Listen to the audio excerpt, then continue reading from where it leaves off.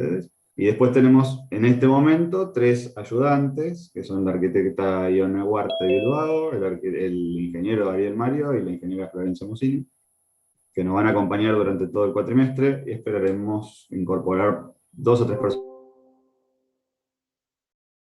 Ustedes son un grupo bastante grande y necesitamos más gente para trabajar. Dicho esto, y creo que ya más o menos estamos todos, les paso a contar un poco de qué se trata la materia y hacemos una pequeña introducción y ya después arrancamos con la clase de consulta práctica. Bien, a ver si puedo fijarme a mí mismo acá. Bueno. Bien, bueno, la materia, como ustedes ya sabrán, se llama Estructuras 1. En un porcentaje, algunos de ustedes ya la han hecho. Esta introducción y básica que sirve como soporte para las otras estructuras 2 y estructuras 3, y bueno, más adelante estructuras 4. En esta materia se tratan todos los conceptos que sirven de fundamento para las otras, por eso esta materia es la primera.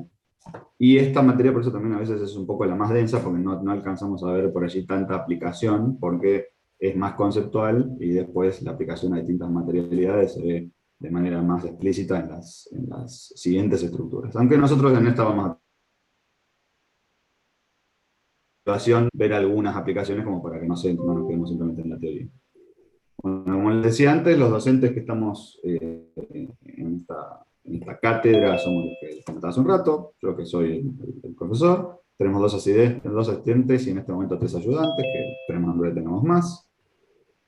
Los horarios que vamos a manejar, ustedes más o menos ya lo deben saber, pero son lunes y jueves a partir de las 8:30. El día de hoy empezamos un ratito más tarde porque la clase esperamos que sea más corta, pero en general vamos a empezar a 8:30 y vamos a arrancar con la necesidad de la parte de teoría o la parte conceptual primero y a continuación va a seguir la parte de práctica. De cuestión que vamos a hacer tal vez toda la clase práctica o toda la clase con alguna propuesta que le vayamos a hacer. Entonces, horario, por eso le pongo teoría práctica, no le pongo como horarios separados para ambas cosas. Entonces, allí iremos viendo cómo nos manejamos. Para aprobar el cursado, primera es aprobar parciales. Aprobación de exámenes especiales puede ser o en las propias instancias de parcial o en la instancia de recuperatorio, que va a haber un recuperatorio al final del curso. Ese que ustedes con alguno. ¿Sí? Para poder acceder al recuperatorio no es necesario asistir a los parciales. Si ustedes asisten al parcial y no se justifica, ir al recuperatorio igual, o sea, no es obligatorio asistir al parcial para acceder a recuperarlo, ¿sí? Así que lo pueden de pronto manejar. Lo ideal sería que si falten con alguna razón justificada, puedan justificar la inasistencia y de pronto puedan acceder a la instancia de recuperación, en todo caso. Las justificaciones de inasistencia son todas justificaciones por causas de fuerza mayor. Son de sanidad. O sea, no nos sirven certificados de sus doctores o lo que sea. Si ustedes se sienten mal y no pueden presentarse a rendir o tienen alguna eventualidad, si se hacen atender por algún servicio de guardia, alguna cosa externa a la universidad, después con lo que le dan en el servicio de guardia, se comunican con el Departamento de Sanidad y ellos les van a proveer del certificado para justificar la inasistencia. Esa es una de las cosas. Generalmente el Departamento de Sanidad, ustedes le escriben a Sanidad, le informan para qué materia va y ellos nos informan a nosotros. Ustedes si quieren porque la sanidad, pero recuerden que solamente por cuestiones de salud aceptamos certificados de sanidad. No hay otro tipo de certificado. La otra causa de justificación de inasistencia es, en el caso de los parciales o de los exámenes, es la realización de otro examen en el curso de las 72 horas. ¿Sí? Exámenes parciales. No nos sirven para esto exámenes finales. Si ustedes rinden libre una materia o rinden un examen final de otra materia, es una notificación para faltar un examen.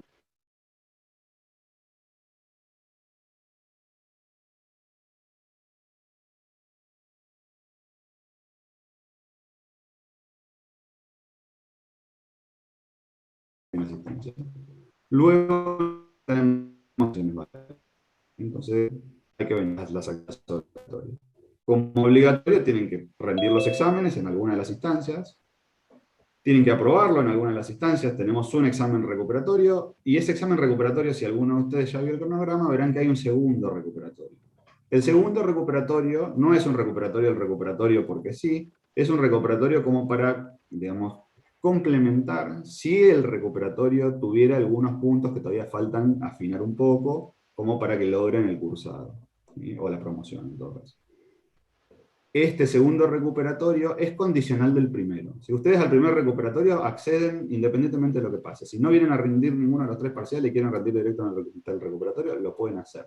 ¿Sí? Es indistinto, no tienen nota mínima, no tienen nada. Si ustedes rinden los parciales, aquel parcial al que se ausentan sin justificar o al que les va mal, acceden al recuperatorio. El segundo recuperatorio depende del primero, ¿sí? No es indistinto. Aquellos que tengan un rendimiento mínimo en el primer recuperatorio que aún no les alcance para poder acceder al cursado o a la promoción, entonces pueden acceder al segundo recuperatorio. Si el rendimiento en el primer recuperatorio es muy malo, no acceden al segundo recuperatorio. ¿Sí? Este es con condición. El primero es sin condición, el segundo es con condición. Tenemos, además, como actividades obligatorias los exámenes y como actividades obligatorias entregas.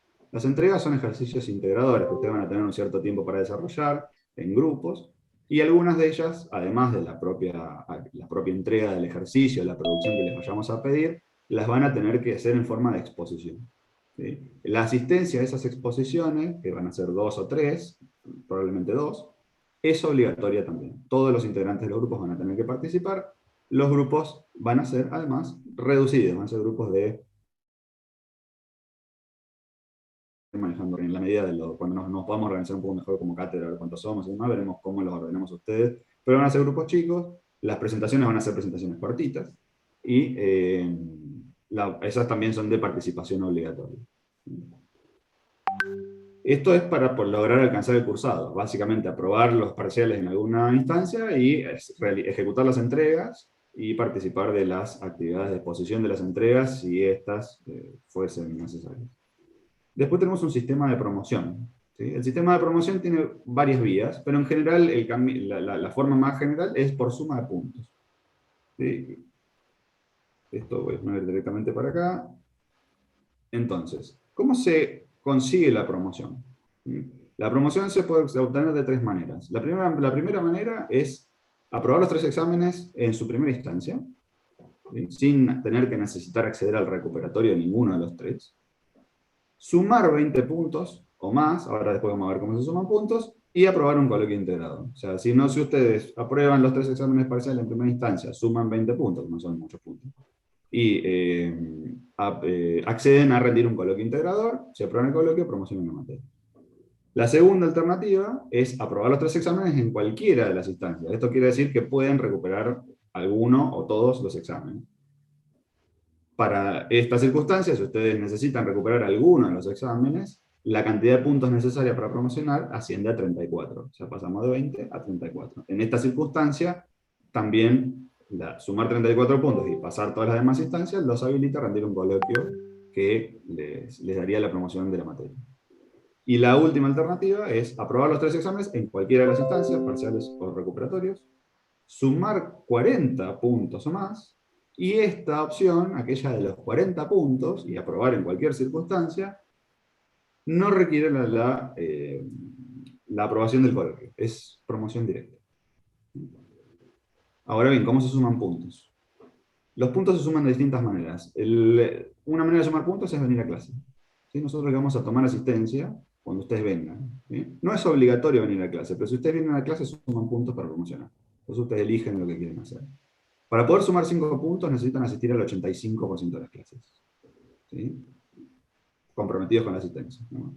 Si ustedes, además de asistir al 85% de las clases, participan de las clases, suman 10 puntos. ¿Sí? 5 si solo vienen, 10 si vienen y además participan. La participación es una participación a lo largo del cuatrimestre. ¿Sí? ¿Cómo medimos la participación? ¿Qué tanto ustedes han interactuado con nosotros, o conmigo en el caso de la teoría, a lo largo del curso? ¿Sí? Ahora vamos a ver por qué necesitamos esa interacción.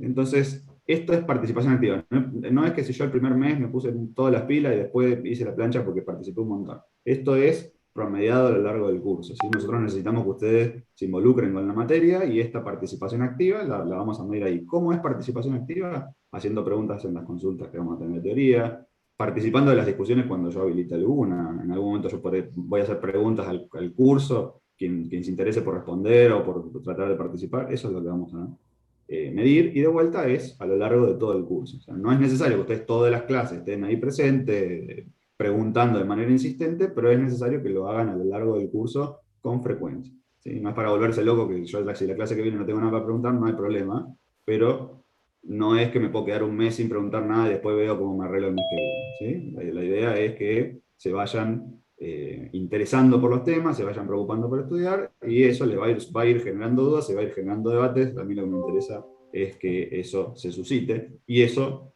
lo pagamos en forma de puntos para promocionar. Las 3 entregas que son obligatorias tienen puntaje. ¿Sí? Si la entrega está completa, vale 5 puntos. Una entrega completa es aquella que ha sido defendida y es una entrega que respeta todos los ítems que nosotros les pedimos que desarrollen, y estos están desarrollados a la forma en la que nosotros se los enseñamos, tanto en la teoría como en la práctica. Eso es completo. ¿Sí?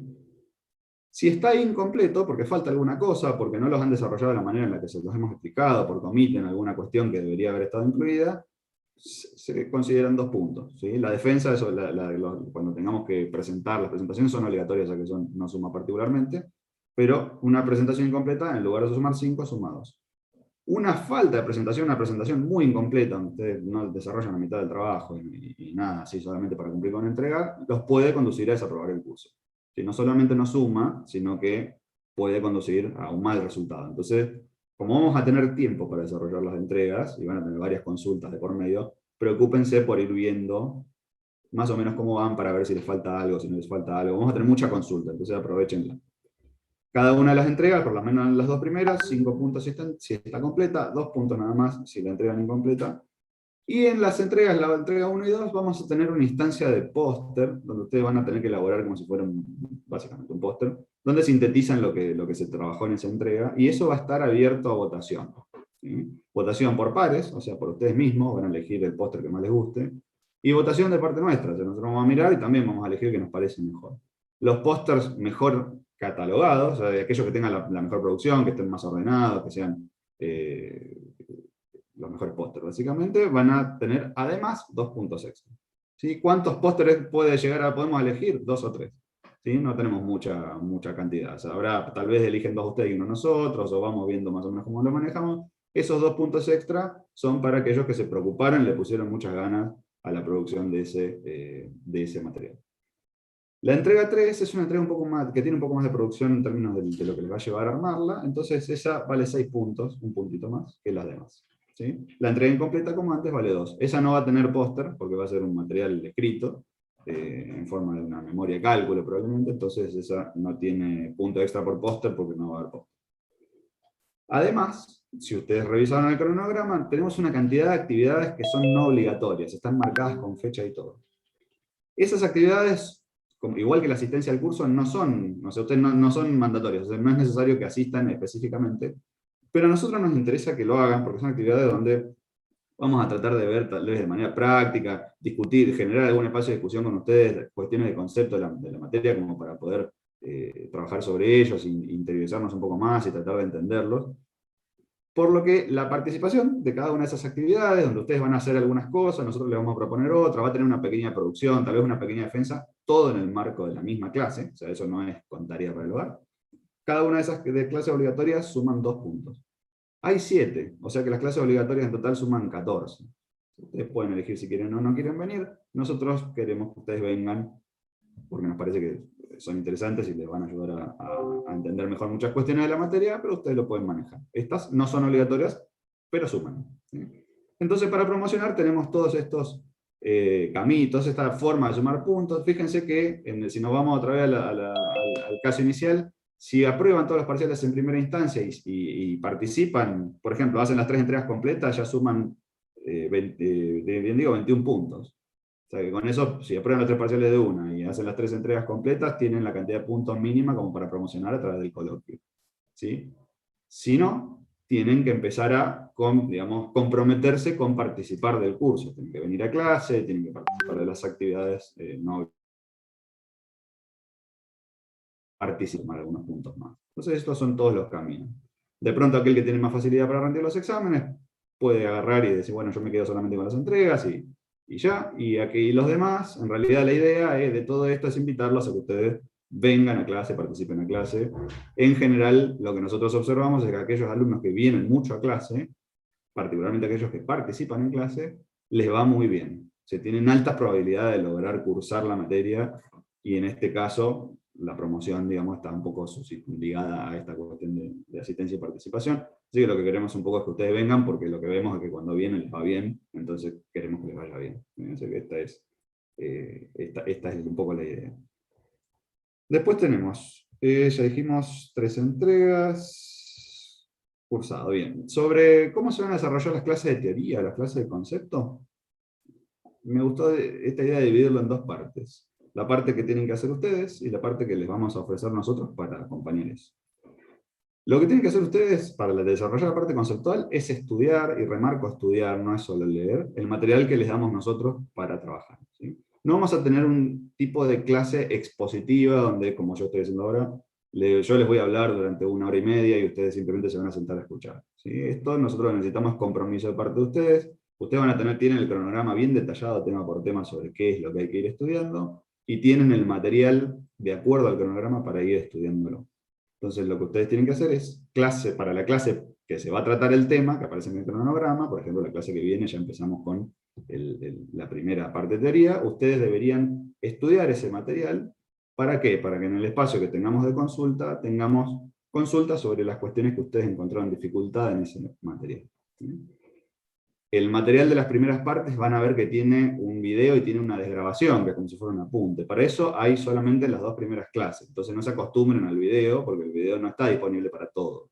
Si el video está disponible para esas 2 primeras, para que ustedes tengan esa transición, digamos, de cómo interpretar, cómo seguir, cómo articular, digamos, esos contenidos. Y las que siguen ya a partir del tercer material, del tercer ítem, que van a ver en el cronograma, ya no tiene video y ya probablemente no haya más videos a continuación. Entonces, no se acostumbren al material en video. El material en video es como una transición inicial para que ustedes vayan viendo que es básicamente lo mismo lo que yo les contaría en un video que lo que ustedes tienen allí para leer. Remarco, necesitamos que estudien el material, no solo que lo lean. ¿Qué les vamos a ofrecer nosotros en contraparte? 2 clases semanales de consulta por videoconferencia, que son estas que arrancan 8:30. Ustedes pueden además hacer consultas en foros si por esas cosas a la clase no pueden asistir o hay algo que no pudieron preguntar, porque son un montón y por ahí o no del tiempo, no se animan, lo que sea, pueden preguntar por los foros. Y durante las clases, en alguna circunstancia en la que no haya ninguna pregunta, puede ser que yo dé algún ejemplo introductorio, trabaje con algún ejemplo de aplicación. Yo he visto que muchos de ustedes han ya contestado la encuesta de la cátedra y algunos me han manifestado cosas que les da interés, estructuras que les gustaría revisar o analizar o lo demás. Bueno, yo eso ya lo estoy viendo y estoy viendo la posibilidad de incorporar alguna de esas cosas o alguno de esos análisis a estas clases que por allí, si no hay ninguna consulta, las podemos aprovechar para eso. Pero en general la dinámica va a ser esta. Ustedes estudian, y las clases de consulta después, con alguna duda que tengan, la clase se desarrolla con algún disparador que venga de parte de ustedes. O sea, si no hay ninguna consulta, si todos se quedan en silencio y no pasa nada, pasan 2 cosas. Primero, no van a sumar puntos por participación. Y segundo, no va a haber clase. ¿Sí? Porque la clase, acá ustedes son los que mandan el ritmo. ¿Sí? Si nadie estudia nada, entonces no tiene sentido seguir avanzando. ¿Sí? Cosa número 2, tengan en cuenta que la primera parte temática es corta respecto de las otras 2. Entonces los 3 primeros temas, de hecho van a ver que el primer parcial, si miraron el cronograma, es dentro de poquito. Los 3 primeros temas son cortos y los temas que van a venir después son un poco más largos, son un poco más densos.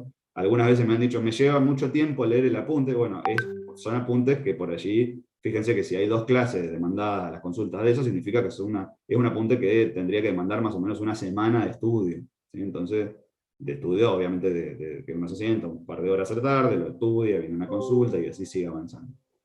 Entonces no es que es una cosa que uno se puede sentar a leer como una revista. A medida que vamos avanzando en la materia, las cosas se van poniendo un poco más complicadas y la idea es que se encuentren preparados para eso. Eso de acuerdo a la parte del desarrollo de la teoría. El desarrollo de la práctica, que viene a continuación en general de la teoría, salvo los días de actividades, de parte de ustedes lo que necesitamos es que hagan los trabajos prácticos que están relacionados a los temas, que participen de las actividades, esto no es obligatorio, pero nos interesa que lo hagan, y que obviamente cumplan con las entregas. que les vamos a ofrecer nosotros como contraparte? Básicamente lo mismo que en la teoría, 2 clases de consultas semanales, los lunes y los jueves. Estas clases de consulta van a ser en grupos reducidos, porque hasta ahora tenemos 5 personas en la parte de auxiliares, entonces van a tener por allí, no es lo mismo que en la clase de teoría que estoy yo solo por allí, en la clase de práctica los vamos a separar para que puedan tener una consulta por lo menos de grupos más chiquitos con cada uno de los auxiliares. Obviamente vamos a responder en los foros, y van a tener acceso a algunos ejemplos desarrollados. ¿Sí?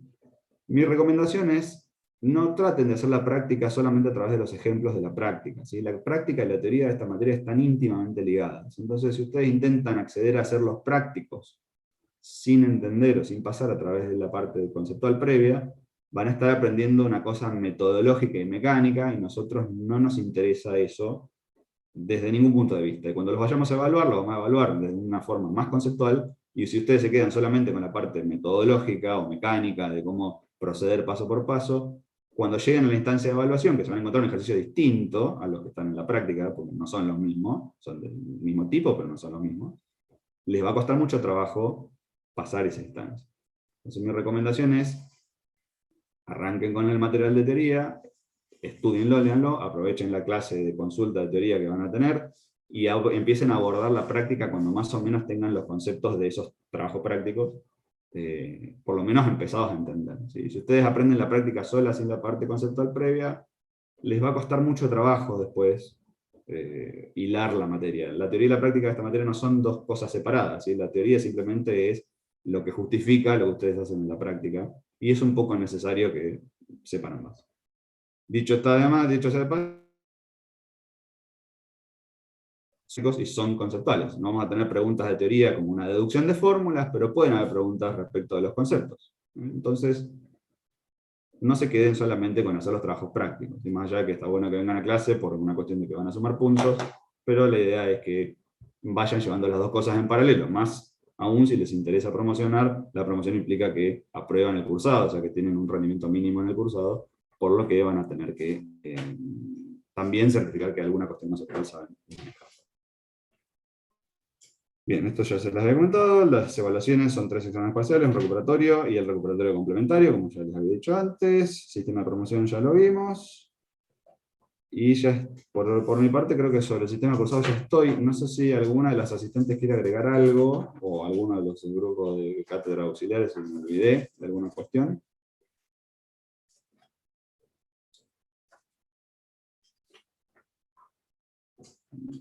Pareciera que no. Bien. Si Dominique estás hablando, estás con el micrófono mudo. Laura veo que no quiere decir nada, así que seguimos. Lo que voy a hacer a continuación es una breve introducción a los temas del curso, y después ya quedan libres para la consulta de práctica del día de hoy. La consulta de práctica del día de hoy es sobre los trabajos prácticos 0 y 1, que son sobre cuestiones previas. Trabajo práctico 0 es sobre cuestiones de matemática, básicamente. El trabajo práctico número 1 es sobre cuestiones de sistemas de fuerzas y sumatoria de fuerzas, equilibrio de fuerzas, cosas que por allí ustedes tendrían que haber visto en física, y las que no se vieron en física las remontamos un poco acá y las reforzamos un poco acá.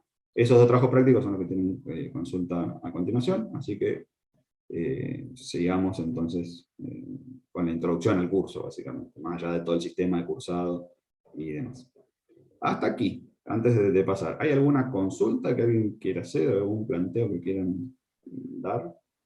Sí, profe, yo tengo una consulta. Sí, Lo que serían las actividades complementarias, ¿son las que están dentro sí. de las teóricas o se suben aparte? Las actividades complementarias son actividades que pueden ser o solo de práctica o pueden estar incluidas en el día completo, digamos. Ah, Claro, ¿vos decís porque por el tema de yo, la asistencia? no, porque vi la teórica 1 Ujú. y tenía 3 preguntas que hacían. Ah, sí, no, las actividades complementarias, perdón, esa es una buena pregunta, gracias. Esas están solamente para la primera parte de la materia, después ya no hay. Esas son como para que cuando ustedes vayan leyendo el material de teoría o mirando los videos, en el caso de los que los haya, esas preguntas son preguntas que, por ejemplo, yo me haría si estuviese leyendo ese material. ¿Sí? Entonces la idea es que son cosas como para pensar, que ustedes que vayan haciendo cuando ustedes quieran, que van a tener abiertas por allí, como para hacer autoevaluarse, para ver cómo están cómo van estudiando. Si no se hicieron esas preguntas, son preguntas que tal vez deberían haberse hecho. Son preguntas para pensar, ¿sí? Esas no tienen puntaje en términos de evaluación ni van a depender del cursado. Si esas actividades no las quieren hacer, las que aparecen allí, eso no hay problema. Las actividades que nosotros ponemos como complementarias son las que aparecen en el cronograma. Si en el cronograma van a ver que están marcadas, hay 7, esas son esos días, nosotros en tal vez el bloque completo de 3 horas o una buena parte de ese bloque vamos a trabajar con ustedes pensando, elaborando algún concepto. Esas son las que son las actividades complementarias. Las otras son como de autoevaluación o para ir viendo, para que ustedes tengan alguna especie de censo sobre cómo vienen encarando el estudio. Bien, ¿alguna cosa más? Recién acaba de entrar otra vez la asistente. Dominique, yo hace un ratito terminé, no sé si vos querés hacer alguna aclaración antes de que hagamos la introducción ya al contenido temático. No, porque además escuché que algo preguntaron de las actividades, pero no escuché qué dijeron, así que más vale no digo nada, sino... No, preguntó sobre las, viste que yo en las teorías tengo como si fueran unas preguntitas para pensar, que hay como unos cuestionarios de Moodle sobre eso. Ah, ok. No, igualmente no. La idea es, lo único que quiero decir, un poco reforzando la idea de lo que dijo Jorge, es que planificamos las actividades para que ustedes puedan entender mejor el contenido del tema, digamos, en el que está cada actividad. Entonces, realmente nos parece que sería interesante que ustedes puedan participar, porque con este sistema de que estamos por Zoom, por ahí, si ustedes no tienen consultas, nosotros es poco lo que les podemos explicar, y de esta manera se genera más intercambio, y ustedes por ahí pueden entender mejor cada concepto. Entonces, realmente nos interesaría que participen, pero como dijo Jorge también, no son obligatorias. Bien, bueno. Bueno, dicho esto, entonces, yo les voy a dar una pequeña... Nunca la han hecho, pero en general me parece que está buena, y después ya va a quedar abierta la clase de consulta de práctica, pues para los primeros trabajos prácticos si quieren cansado de hacer alguna cosa. Bien, vamos por acá. Bien, nosotros como temario general de esta materia vamos a ver varias cosas, ¿sí? Lo primero que vamos a hacer es vamos a hablar de estructuras, como el título de la materia lo dice, y vamos a hacer una definición y clasificación general, que la vamos a hacer ahora. Vamos a hablar sobre cargas, sobre las estructuras, que básicamente son el motivo de la existencia de la estructura, ¿sí? Lo que queremos es transferir esas cargas al suelo, ¿sí? Cargas que pueden ser del peso del techo, pueden ser cargas de acciones externas como el viento, el empuje de un suelo que se apoya sobre la estructura, sobre el edificio, y demás. Vamos a ver la definición de esas cargas y la clasificación de esas cargas, porque nosotros vamos a estar embebidos en un contexto que es los reglamentos argentinos de la construcción, en particular aquellos que están abocados a la parte de las estructuras, y ellos clasifican, nuestro país clasifica las cargas de una determinada manera que nos interesa para cosas ulteriores. Entonces en principio vamos a hablar sobre cómo se definen y cómo se clasifican las cargas. Vamos a ver modelos simplificados de estructuras. Y hablamos de modelos simplificados porque no vamos a analizar las estructuras en su completa magnitud, en términos de, por ejemplo, una estructura en volumen, ¿sí? Nosotros cuando vamos a ver una viga, la vamos a representar por una rayita, y la viga en realidad es un elemento usualmente prismático que tiene volumen y tiene otras cosas. Nosotros vamos a dibujar como una rayita con propiedades que van a ser peso, área, propiedades materiales que hacen a su resistencia, pero va a ser una línea, no va a ser el volumen. Entonces, vamos a ver qué hipótesis nos llevan a poder hacer esa simplificación, de pasar de aquella cosa que tiene una existencia volumétrica a una cuestión lineal, y vamos a ver, obviamente, cómo resolver este tipo de problemas. Aquellos problemas donde la estructura compleja, tridimensional, se sintetiza a un sistema de líneas. Esas líneas las vamos a considerar contenidas en un plano, o sea que nos vamos a ir del espacio 3D a una superficie plana, y después cómo resolver estos problemas así simplificados.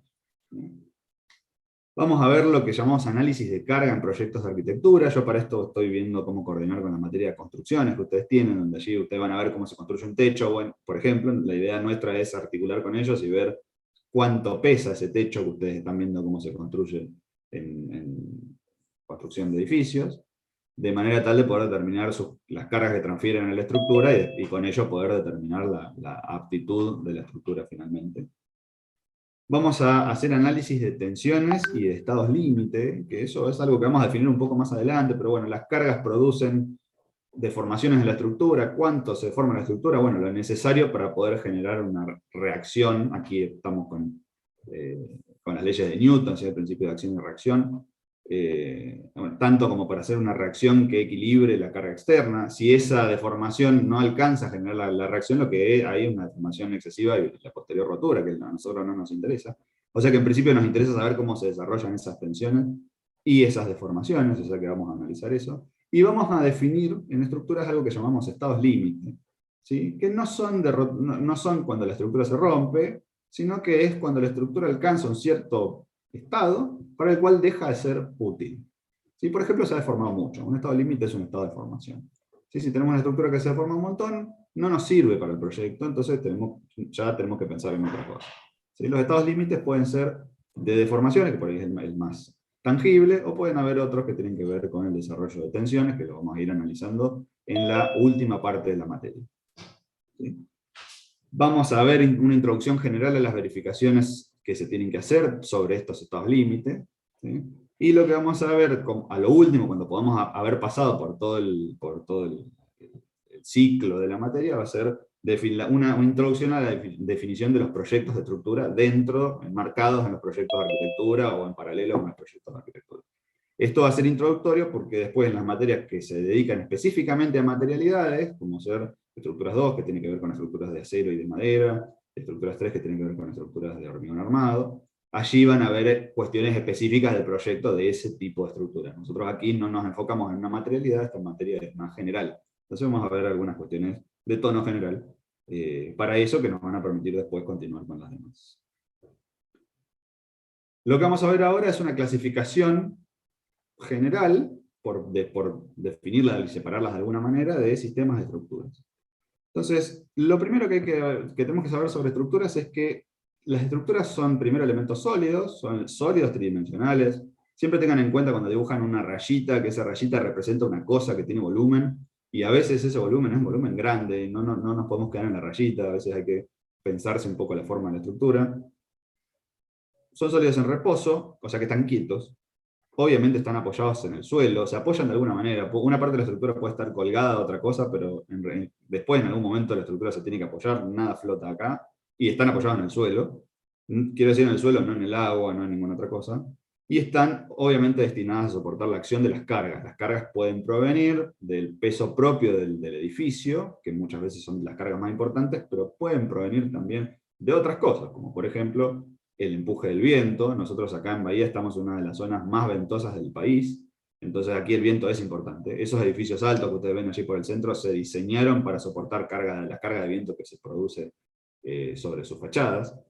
Ni hablar por ejemplo los edificios de la universidad o los galpones, qué sé yo. En general las estructuras acá en Bahía se verifican para la acción del viento. Y cualquier otra acción que haya. Por ejemplo, si están en Mendoza habrá cuestiones sísmicas. ¿Sí? Si están en Córdoba habrá que considerar cuestiones de suelos. En general, la estructura tiene que soportar la acción de todas las cargas que pueden llegar a provenir por su propio funcionamiento y por donde está embebida. ¿Sí? La estructura es como si fuera el esqueleto del proyecto, por lo tanto se debe sostener y debe sostener al proyecto completo. Para esto nosotros manejamos 4 parámetros. Siempre se dicen 3, pero yo agregué un cuarto, que es el que puse ahí abajo, que en realidad yo lo puse abajo del todo, pero es el más importante de todo. La primera es la estabilidad, ¿sí? Que es que la estructura no cambie su configuración o no se mueva por la acción de las cargas.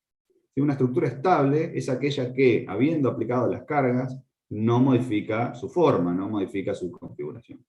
¿Sí? Esto quiere decir que si yo tengo 2 columnas y una viga, las 2 columnas permanecen verticales, la viga que cose ambas permanece horizontal, y nada se desplaza para los costados, ni rota, ni nada. O sea, la estructura permanece, digamos, quieta, si queremos definirlo de alguna manera. La primera parte de este curso vamos a trabajar específicamente sobre este concepto, el concepto de estabilidad de estructura. Y para ello vamos a determinar qué condiciones hay que cumplir para que las estructuras sean estables, y además vamos a determinar cuáles son las reacciones que los vínculos que vamos a colocar para que sean estables se producen debido al sistema de cargas que se aplique. Entonces la primera parte tiene que ver con la estabilidad. Esto que tenemos acá, el marco acá en verde, es la parte número 1. Esto va a ser, el primer examen se va a tratar específicamente de este análisis, del análisis de estabilidad de estructura. Esto es una cosa muy importante, aquellos alumnos que estén rehaciendo la materia lo sabrán. Somos muy insistentes en esta cuestión porque ustedes, el día que proyecten estructuras, tienen que proyectar estructuras estables, ¿sí? Más allá de que ustedes hagan o no hagan el cálculo, el proyecto estructural tiene que volverse un proyecto estable. Lo siguiente que vamos a trabajar en la materia va a ser la resistencia de las estructuras. ¿Sí? ¿Qué significa que la estructura sea resistente? Significa que no alcance, o alcance para un estado muy superior de cargas, los estados límites que hemos definido. La resistencia, si ustedes la buscan en los libros, o tal vez sus profesores de arquitectura se las hayan contado, tienen que ver a veces, se relaciona con que la estructura no se rompa.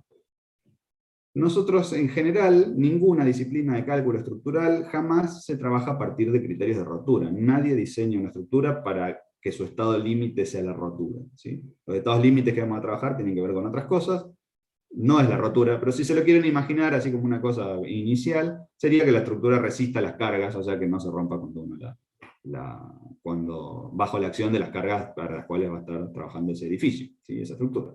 Pero tengan en cuenta que nosotros no diseñamos para rotura. Nadie diseña para rotura. Imagínense que yo no voy a estar previendo que mi último estado, aquella cosa que voy a tener como referencia es que se rompan las cosas, ¿sí? Es un estado muy anterior, ¿sí? Lo siguiente, que tiene que ver con lo anterior, que va a ser objeto de la última parte del curso, de los temas de la última parte del curso, tiene que ver con la rigidez. La rigidez tiene que ver con la capacidad de deformarse poco o no deformarse de las cosas. ¿Sí? Lo que nosotros queremos es una estructura que sea muy rígida.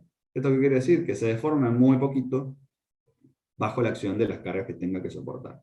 Si rigidez es inverso a deformación. ¿Sí? Cuanto más rígido es algo, menos se deforma, cuanto menos rígido es algo, más se deforma.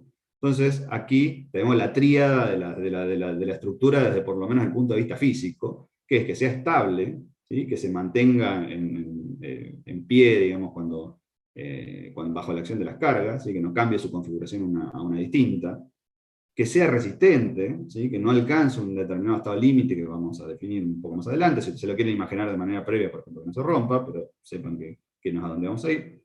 Y por último, que sea rígida, es decir, que no se deforme. De hecho, la hipótesis que vamos a trabajar inicialmente para analizar la estabilidad de la estructura es que la estructura es infinitamente rígida, o sea que no se deforma nada. ¿Sí? Al final del curso vamos a introducir la deformación. ¿Sí? En principio vamos a trabajar como si no se deformara, y después vamos a introducir la deformación para poder calcularlo. Como nosotros trabajamos en un contexto en el cual las deformaciones no son bienvenidas, en general cuando uno proyecta una estructura, uno la dibuja y quiere que la estructura quede como en el dibujo, no espera que se vaya a deformar. La hipótesis de que la estructura es rígida o que no se deforma nada es un buen punto de partida. ¿Sí? Después lo que vamos a hacer es verificarlo. Al final del curso vamos a tener herramientas para ver cuánto se forman las cosas, a ver si efectivamente vale eso que hemos dicho al principio, que es que la cosa no se deforma. Y el último punto, que es el punto rector hoy en día, y que lo ha sido siempre en realidad, es la economía. ¿Sí? Ustedes estudian estructuras, en general se estudian estructuras, porque no es lo mismo poner cualquier cosa. Primero desde el punto de vista de la seguridad y la deformación y todo lo que hemos visto antes, pero de forma ulterior no es lo mismo desde el punto de vista económico. ¿Sí? Proyectar o mal proyectar una estructura implica hacer gastar mucho más dinero a la persona que está invirtiendo en su proyecto de puro gusto por no saber. ¿Sí? La economía, cuando la buscamos acá, tiene que ver con el hecho de poner la estructura que hace falta para ese proyecto, ni más ni menos. ¿Sí? Si ponemos más, vamos a estar gastando material de puro gusto. Eso hace a la economía de la persona que paga y tiene impactos ambientales, porque todos los elementos estructurales generan para poder producirse impactos ambientales muy grandes. ¿Sí? Desde la producción del acero, la producción del cemento, son todas industrias que impactan fuertemente en el ambiente, entonces hay que ser muy cauteloso con su uso, no hay que hacerlo de manera indiscriminada. Y además impacta en la economía de la persona que se lo va a comprar. O sea, si usted pone un perfil mucho más robusto que el que es necesario, entonces la persona va a estar pagando por una cosa que no hace falta. ¿Sí? Eso a la larga trae consecuencias negativas en la actividad profesional, entonces no les conviene. Por otra parte, si hacemos una estructura que tiene menos de la capacidad de resistencia que debe tener, esa estructura puede fallar, se puede deformar mucho, puede romper una ventana, puede invalidar un techo, puede pasar una cantidad de cosas que tienen que ver con una estructura subdiseñada, lo cual va a ser necesario su reemplazo, lo cual implica un gasto adicional, porque ya hemos gastado en la estructura que tenemos, y después hay que apuntalar, hay que sacar lo que hay que comprar uno nuevo, hay que volver a poner, esos son gastos muy grandes. Entonces, la economía en realidad después impacta en todos los demás factores. Y a fin de cuentas ese es el factor más importante de todos. Es el que ordena a todos los demás. O sea, necesitamos una estructura que sea suficientemente estable, suficientemente rígida y suficientemente resistente, suficientemente, no exageradamente, para que sea aquella que es la más económica para nuestro proyecto. Ese es el corolario de esta tríada, cuarteto que tenemos nosotros acá. Nosotros no vamos a hablar específicamente, no nos vamos a ver cómo se determina la resistencia de cualquier cosa, y después lo van a ver específicamente en otras materias, pero es una cosa que tienen que tener en el fondo de la cabeza siempre. ¿Sí? Si uno no sabe, difícil es que pueda producir aquello que es más óptimo. ¿Sí? Esa es un poco la idea. Pasando ya ahora que ya sabemos que es una estructura, las estructuras se pueden clasificar de un montón de maneras. Yo tomé como referencia un libro que tenemos allí en la bibliografía, que es el Engel, que es un autor portugués, que ha definido las estructuras, si no mal no recuerdo, es un arquitecto, ha definido las estructuras en 5 tipos, ¿sí? Que tienen que ver sobre cómo funcionan de manera resistente. Y estas estructuras se clasifican en forma activa, en vector activo, sección activa y superficie activa. Ahora vamos a ver cada una con ejemplos para poder terminar de redondear la idea. En general tienen que ver específicamente con la morfología de la estructura, o sea, la forma que tenga, y además tienen que ver con cómo esa morfología les da capacidades resistentes distintas. ¿Sí? Y esas capacidades resistentes nos permiten hacer que la estructura sea más finita, sea más grande, cómo la ordenamos, ¿no? Dentro de este conjunto, nosotros vamos a ver la número 2 y la número 3. Vamos a ver estructuras de vector activo y estructuras de sección activa. Igual no se preocupen por los nombres, ahora pasamos a ver. Las estructuras de forma activa suelen ser estructuras generadas por materiales flexibles. ¿Sí? Normalmente las estructuras de forma activa, las más comunes que conocemos, son las estructuras formadas por cables. Por ejemplo, las que vienen de la mano de los puentes. ¿Sí? Los puentes, por ejemplo, allí tenemos el puente de San Francisco, por ejemplo, se puede decir el puente Colorado que tenemos arriba a la derecha. Es una clásica estructura de forma activa, donde lo que es estructura de forma activa es el cable del cual cuelgan todos los demás cables, ¿no? La parte específicamente que hace referencia a esto es este cable que tenemos por acá, ¿no? No sé si se alcanza a ver, sí.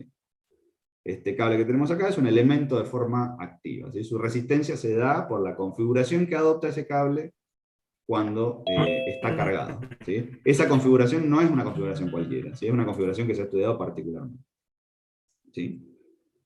De forma activa también puede ser, por ejemplo, los arcos, ¿sí? Cuando ustedes ven estructuras de arcos como aquellas que han visto que se usaban en la antigüedad, ustedes calculo que deben haber visto ya en la historia de la arquitectura, si no lo estarán por ver, los arcos romanos, los arcos de medio punto, los arcos ojivales, todas esas estructuras de arcos que se hacían todas de piedra, son estructuras de forma activa, o sea, soportan las cargas por la forma que se le da a la configuración que tiene la estructura.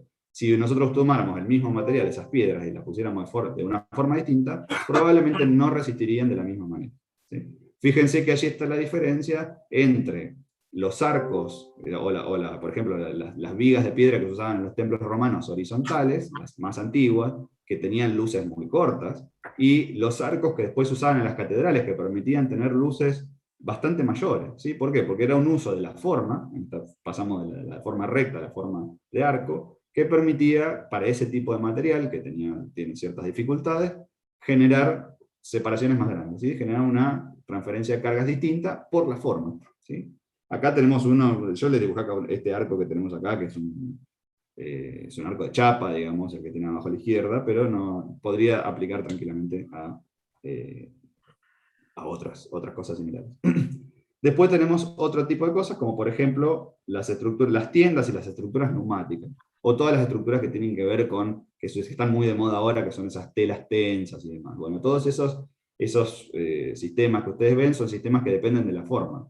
¿Sí? Las estructuras neumáticas dependen que esté inflado en el interior, que tengamos presión interna, para mantener la forma que tiene. Si no, básicamente esa forma contiene el aire que está dentro y le da forma a la estructura. Las estructuras de telas tensas tienen básicamente la misma idea. Una tela es un elemento que no es estructural, pero si yo lo tenso de ciertas maneras, logro que adquiera una configuración rígida, que es la que uno después ve. ¿Sí? Cuando uno ve un elemento como este que tiene abajo a la derecha, ¿sí? Este tipo de elementos están muy tensos. ¿Sí? No son elementos, si no estaría la tela estaría flameando y parecería una bandera. ¿Sí? Esto adquiere esa configuración de rigidez por la forma.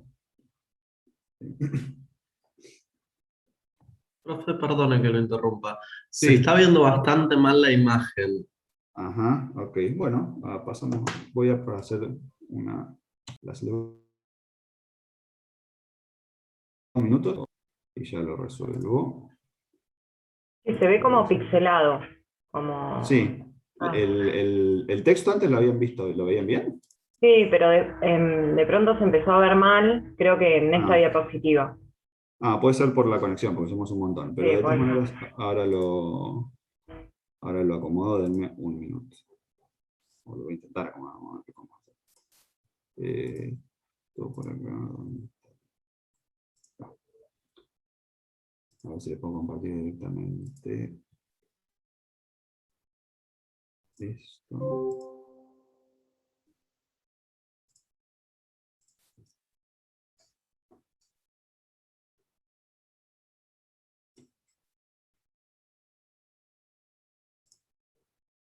Bien, ¿ahí lo ven mejor?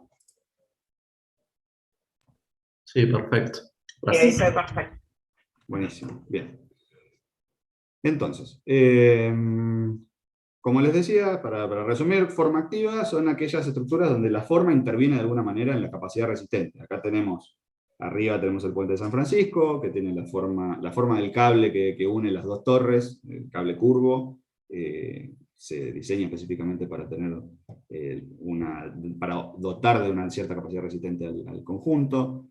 Tenemos las estructuras de arco, que bueno, yo aquí le puse un arco de chapa, pero podría ser un arco de piedra. Tenemos las estructuras que están tensas, o las estructuras neumáticas. ¿Sí? Son todos elementos de forma activa. ¿Sí? De hecho, aquí abajo, además tiene una cuestión que tiene que ver con la forma, porque la chapa que tienen allí, no sé si alcanzan a ver, pero tiene como si fuera una forma con una determinada, como si fuera una onda, distinta a la onda de la chapa común. Bueno, esa ondulación que se le produce a esa chapa también es una modificación de la forma plana que tenía originalmente esa chapa para dotarla de más rigidez. O sea que allí también tenemos algo de forma interviniendo. De vuelta, fíjense que acá yo ya empecé a usar los conceptos de los que hablamos. Cuando hablo de rigidez, hablo que se produce menos deformación, en este caso por el cambio de la forma. Después tenemos lo que llamamos estructuras de vector activo. Las estructuras de vector activo son estructuras formadas primero por elementos lineales porque se pueden dibujar como una rayita, porque lo podemos poner como una línea, y la carga se transfiere, esta es una definición, yo la copié como la encontré, se transfiere a través de la subdivisión multidimensional, multidireccional de las fuerzas y tal. Lo importante de estos elementos es que funcionan específicamente a tracción o compresión. O sea, cada uno de estos elementos que tenemos acá, ¿sí? Funciona a tracción o compresión. Esto que aparece acá como un esquema triangulado, es lo mismo que después se ejecuta en las estructuras, ¿sí? Como estas que tenemos nosotros acá abajo. Fíjense que en general todos estos elementos son triangulitos. Bueno, todos estos elementos que podemos hacer a través de la juxtaposición de barras formando triangulaciones son lo que llamamos estructura de vector activo, y nosotros las conocemos con el nombre de reticulados. Y van a ser objeto de estudio de esta materia. ¿Sí? ¿Cómo generamos reticulados estables? A partir de estos reticulados estables, el análisis de ellos para poder determinar sus esfuerzos y demás. Esto es una parte, específicamente una parte que vamos a analizar en el marco de estructuras 1, y que después vamos a seguir trabajando en estructuras 2, porque los reticulados son estructuras que se usan mucho en la parte metálica, que corresponde a estructuras 2. Después tenemos lo que llamamos estructuras de sección activa. ¿Esto qué quiere decir? Que la viga o el elemento estructural, viga o columna, lo que uno quiera, que el elemento estructural que uno va a analizar, tiene una cierta área, ¿sí? Acá, ¿sí? Esperen que tengo un gatito que empieza a venir a visitar. Tiene una cierta área que le confiere propiedades de rigidez, ¿sí? Entonces, se llaman de sección activa porque tienen una sección material y trabajan efectivamente a esfuerzos que vamos a tener más adelante, que son esfuerzos de flexión. ¿Sí? El principal esfuerzo al que están sometidos este tipo de estructuras son esfuerzos de flexión, pueden ser esfuerzos axiales también, o sea que básicamente están hechos para resistir que se flexen. Cuando hablamos de flexión como cuando uno agarra una regla y la flexa, bueno, es eso. Normalmente las estructuras de sección activa son lo que este va a ser el objeto principal de estudio de esta materia, y van a ser vigas o columnas o elementos en general rectos. ¿Sí? Cuando hablamos de sección activa, acá tenemos, por ejemplo, esta viga, tenemos, por ejemplo, esta columna. ¿Sí? Este sistema de losa armada por estas cosas también, como si fuera la sección T, esa losa que ustedes tienen ahí tiene un dibujo más o menos de esta manera. La viga tiene una sección rectangular, tiene un área bastante definida, la columna también probablemente es rectangular. Bueno, todo esto se llaman elementos de sección activa. ¿Por qué? Porque pueden resistir esfuerzos de flexión. Y resisten y transfieren predominantemente este tipo de fuerzas. Los anteriores resistían esfuerzos axiales, o sea que básicamente se alargan y se acortan, y genera tracción y compresión, respectivamente. Y aquí tenemos esfuerzos de flexión en el sentido de lo que ustedes imaginan como una cosa flexable. Este tipo de elementos son elementos que nosotros vamos a destinar mucho tiempo para analizar, porque generan, digamos, el 90%, podría decir yo, de las estructuras resistentes que se materializan, junto con los reticulados. Son de los elementos más importantes, y determinar sus propiedades resistentes lleva un poco de trabajo. ¿Sí? Dependen de la forma de la sección transversal, dependen del material, dependen de unas cuantas cosas, y nos va a ocupar bastante en su análisis. A continuación tenemos lo que son formas de superficie activa. ¿Sí? Estas son superficies rígidas. A continuación, a diferencia de la superficie de los elementos que vimos al principio de forma activa, donde la forma normalmente venía dada por las cargas propiamente dicha, bueno, aquí lo que se hace es diseñar una superficie, usualmente superficies rígidas, para generar específicamente un cierto tipo de esfuerzos en esa superficie. ¿Sí? Fíjense que acá todas las superficies que les muestro son todas superficies en general materializadas con materiales pétreos. O sea, tenemos hormigón, en casi todos los casos son hormigones. ¿Sí? Aquí lo que se hace es diseñar la forma de la superficie, son todos elementos superficiales, no hay acá elementos lineales, de tal manera que se produzcan un tipo muy específico de esfuerzos bajo la acción de las cargas. ¿Sí? ¿Qué tipo de esfuerzos? Aquellos que este material, y en su característica de elemento superficial, pueda resistir la estructura. ¿Sí? En este campo se han generado un montón de estructuras con formas muy particulares. ¿Por qué? Porque estas formas las confieren de capacidades resistentes interesantes. ¿Sí? La forma, por ejemplo, del edificio que ven abajo, que se conforma de almeja, o el edificio que está un poquito arriba, son todos una búsqueda de generar una forma muy esbelta. Fíjense que las losas de hormigón que tenemos allí son muy, muy finitas, pero generando a través de la forma una distribución de esfuerzos que sean capaces de resistir ese tipo de estructuras. ¿Sí? Cuando estas estructuras son conceptualmente muy complejas de analizar, ¿sí? Quienes las han creado son personas que tienen un conocimiento muy grande respecto de cómo funcionan los materiales y cómo funcionan las estructuras, y les han permitido generar estas cosas que parece que se van a caer a pedazos y en realidad están allí impolutas, y además generan formas muy interesantes. Y por último tenemos una tipología muy común, que son las estructuras de altura activa. ¿Sí? Las estructuras de altura activa son básicamente las estructuras de edificios, como las conocemos nosotros, hablando coloquialmente. ¿Sí? Son sistemas de vigas y de columnas que trabajan normalmente como sistemas de sección activa, pero combinadas todas entre sí. ¿Sí? Aquí lo que hay es una juxtaposición de los dos problemas. O sea, tenemos un problema de sección activa, ¿sí? Que lo superponemos en altura y vamos acumulando las cargas que se van transfiriendo de vigas a columnas, de columnas al piso, ¿sí? En un desarrollo en altura. En general, los elementos con este tipo de estructuras que son de varios pisos, de mucha altura, suelen ser estructuras de hormigón armado, y pueden tener elementos como losas, vigas, columnas, tabiques, bueno, y obviamente las bases, ¿sí? Esto es, la estructura de altura activa en general es lo que uno se imagina como estructura, ¿sí? Como cuando uno se acerca a la idea de concepto estructural, uno se imagina la estructura de un edificio. Bueno, esos son estos elementos de altura activa, porque las cargas se transfieren de manera vertical, ¿sí? De la parte más alta a la parte más baja. Pero este tipo de estructura está constituida a su vez por elementos de sección activa. Bien, no sé si tenía alguna otra cosa más, no tenía algo más para mostrarles. Bien. Y aquí les puse la idea tengo algunas imágenes, les voy a pasar medio rápido para pensar con ustedes respecto a las estructuras. ¿Sí? Las estructuras están presentes en todos los proyectos de arquitectura, en mayor o en menor medida, aunque a veces uno no se termina dando cuenta que están ahí. ¿Sí? El primero que les puse acá es una casa. ¿Sí?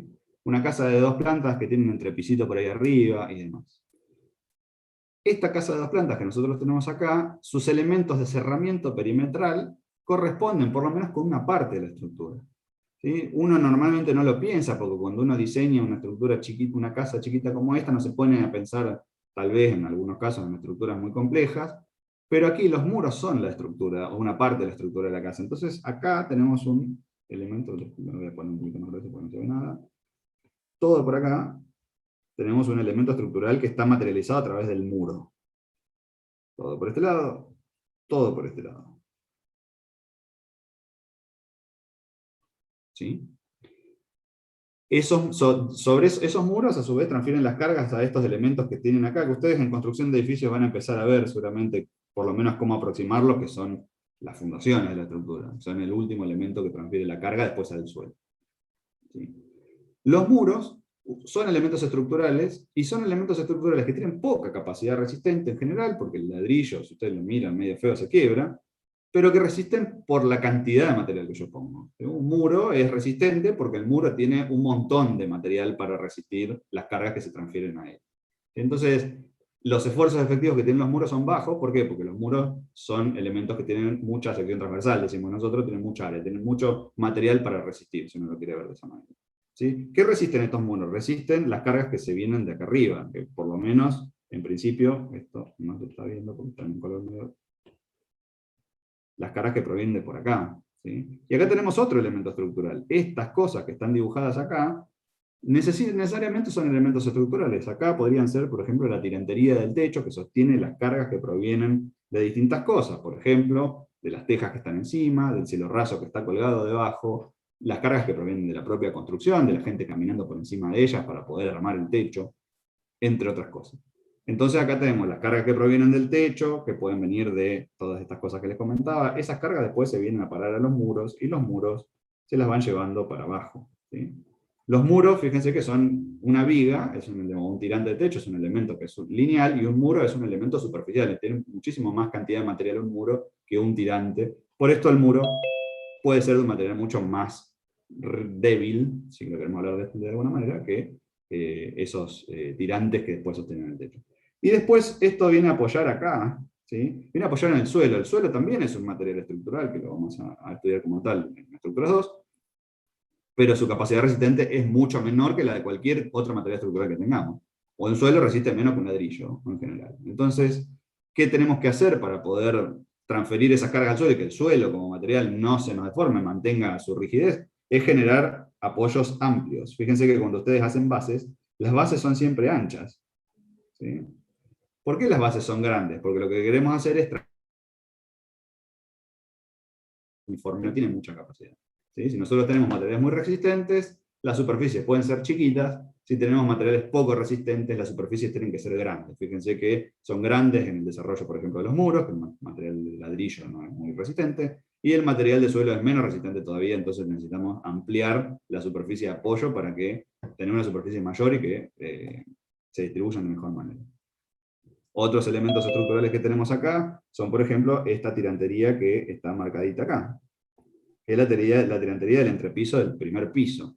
¿Sí? esta casa tiene, bueno, acá yo se las voy a dibujar más o menos así, también tiene estos elementos estructurales que tenemos que aprender a definir, y no son cualesquiera. ¿Sí?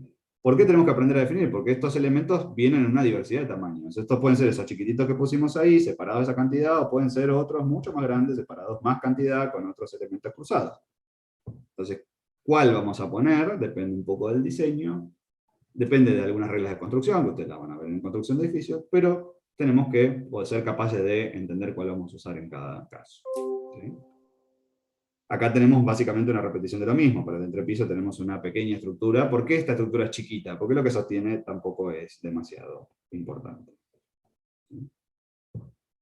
Entonces, ya en el contexto de una casa, tenemos elementos estructurales varios. Vamos a ver si este cuatrimestre podemos engancharnos con construcción de edificios para que cuando ustedes aprendan a diseñar un techo, poder ver si nosotros podemos hacer la verificación de ese techo desde nuestro lado y así trabajar un poco en conjunto y que no sean como dos cosas separadas. Fíjense que acá construcción de edificios, desarrollo de proyecto arquitectónico y la estructura son todas cosas que en una casa son una sola cosa, ni siquiera las podemos separar del todo. ¿Sí? Porque la construcción de edificios, yo la casa la cierro con un perímetro de ladrillo, ese perímetro de ladrillo lo voy a considerar resistente para sostener otras cosas que están más arriba, con lo cual es interesante poder entender cómo funcionan todas estas cosas. Esto para este caso sencillo. Nos podemos ir a un caso un poco más complicado, una casa ya no tan sencillita como esta que está acá. Fíjense que esta casa no tan sencillita que tenemos acá, ya tiene, podemos ver a lo largo de la casa elementos de sección activa que están funcionando. ¿Cuáles? Las vigas.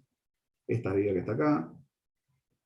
Y fíjense que este recorte que yo tengo acá, en la losa, no es por un criterio arquitectónico. Este recorte de la losa viene a tener en cuenta que yo necesito un elemento resistente, rígido, que se deforme poco, rígido, que se deforme poco, en los bordes de las losas, usualmente. Entonces, ¿cómo lo materializo? Y lo materializo como vigas. ¿Sí? Tengo una viga acá, tengo una viga acá, donde tengo otra viga por acá. ¿Sí? Fíjense que donde no hay apoyos de muros, donde la losa no se apoya en un muro, necesito ponerle algo. O sea, donde voy a dejar un agujero, acá tengo una abertura, voy a tener que ponerle algún tipo de apoyo. ¿Para qué? Para que la carga de esa losa, que tiene que descargar en sus lados, vaya a parar a algún lugar. ¿Sí? Más atrás, detrás de esta viga, hay una columna. ¿Sí? Entonces esta viga que viene por acá, viene a parar a esta columna que viene a parar acá. ¿Sí? Y esa columna puede venir a parar a esta losa o a un muro y viene otra vez después a parar acá abajo. ¿Sí? Fíjense acá que acá tenemos como un sistema mixto, donde tenemos muros resistentes. Este muro que tenemos acá no se apoya en la nada, no, se apoya en esta viga que tengo acá. Esta viga debe ir a parar a alguna columna por allá y esta columna después descargará en alguna base por otro lado. Entonces, este corte es un corte bastante complicado, de una casa o un proyecto que es complejo, pero fíjense que la complejidad del proyecto es acompañada por la complejidad de la estructura. Cuanto más complejo sea el proyecto que ustedes diseñen, probablemente la estructura también lo va a hacer. ¿Qué es lo que hace un buen diseñador? Lo hace todo junto. Si ustedes cuando diseñan una arquitectura, lo ideal sería que ustedes proyecten el proyecto de forma integral. Integral en el sentido de el proyecto de las fachadas y el cerramiento y demás, y la estructura, todo en un solo proceso. O sea, no es que yo, como estoy haciendo yo acá, por ejemplo, que le digo, bueno, acá este va a ser un proyecto de arquitectura, después veo cómo le pongo la estructura de esto. La idea de un buen diseñador es que sepa sobre estructuras de manera tal de poder proyectar hacer su proyecto, incorporando la estructura de manera integral. Eso es lo que nosotros apuntamos desde nuestro lado para con ustedes. Esta materia, nosotros vamos a tener cuestiones conceptuales introductorias, después vamos a ir viendo cosas, en la medida que ustedes vayan avanzando, iremos viendo cosas un poco más complejas. Fíjense que acá el techo que tenemos por acá, ¿sí? Corresponde con una de las tipologías que habíamos visto al principio. ¿Sí? Esos techos curvos, estas losas curvas, normalmente se diseñan para tener ciertas capacidades resistentes, más allá de su efecto estético, de que genera un mejor ingreso de la luz y demás. Este diseño que nosotros tenemos acá no responde solamente a un criterio estético o arquitectónico, responde también a un criterio estructural. De casas nos podemos ir a edificios más grandes, por ejemplo esto, que podría ser un edificio de aulas, o algo por el estilo. Fíjense que en la medida que nosotros vamos avanzando en los distintos proyectos, pasamos de una casa donde la estructura parece la estructura parece inexistente o está muy escondida, y cuando nos pasamos a una casa un poco más, o un proyecto de arquitectura un poco más grande, la estructura empieza a cobrar un poco más de protagonismo, porque el proyecto se vuelve más grande y la estructura se vuelve más grande en compañía de ese proyecto, y cuando el proyecto crece, la estructura sigue creciendo. O sea, los proyectos grandes tienen estructuras grandes, los proyectos chicos tienen estructuras chicas, esas son reglas de escala que aplican de manera directa. Fíjense que acá la estructura es bien evidente. Nosotros acá tenemos una estructura de vigas de techo, que es esta que tenemos por acá. ¿Sí? Tenemos una estructura de columnas muy largas, que vienen por acá. Y tenemos otra estructura de vigas que va a estar por allá, sosteniendo ese entrepiso. Tenemos otra estructura de vigas que sostiene este entrepiso, que descargan a su vez en estas columnas, que vienen a descargar en estas. ¿Sí? Fíjense que acá el sistema principal, voy a hacer un poco más grueso todavía, el sistema principal que tenemos es esta especie de letra pi que hay acá, y acá tendría que haber otra columna, no está en el corte, pero anda por ahí. Si la dibujáramos como rayitas, sería esta que vemos acá. Acá la estructura se ha vuelto muy presente y es una estructura bastante más compleja que la que vimos antes. Aquí el proyecto obviamente es más grande. Fíjense que de este lado también tenemos cables, esto yo no lo había visto al principio, tenemos estos cables, los dibujo finito a propósito, ¿sí? Vamos a ver que vienen por acá. Acá tenemos estos entrepisos que están colgando de la estructura que está arriba, no se apoyan, sino que cuelgan. ¿Sí? Tenemos distintos tipos de cosas. Acá las cargas vienen a parar para este lado, y acá las cargas vienen a hacer así, hacen un recorrido un poco más complicado cuando colgamos algo que cuando lo apoyamos directamente en el piso. ¿Sí? Un proyecto un poquito más complicado, la estructura es un elemento fundamental de este proyecto, porque si no, no se sostiene. Estas son las estructuras, la puse a propósito porque es la típica estructura que en general se relaciona con los ingenieros, que es la estructura del galpón cuadrado. Bueno, esto podría ser, por ejemplo, un salón de usos múltiples, y esos elementos que tienen allí, los elementos de calefacción por aire y demás. ¿Sí? Esta es una estructura más típica de lo que se llama estructura metálica, es una estructura muy repetitiva, ¿sí? Donde yo tengo estos elementos así, que se repiten a lo largo de todo el proyecto en la medida de lo posible, están modulados y repetidos. Esta modulación y repetición permite hacer economía, porque uso siempre las mismas cosas. ¿Sí? Salvo los pórticos extremos, o los elementos extremos, que suelen ser distintos.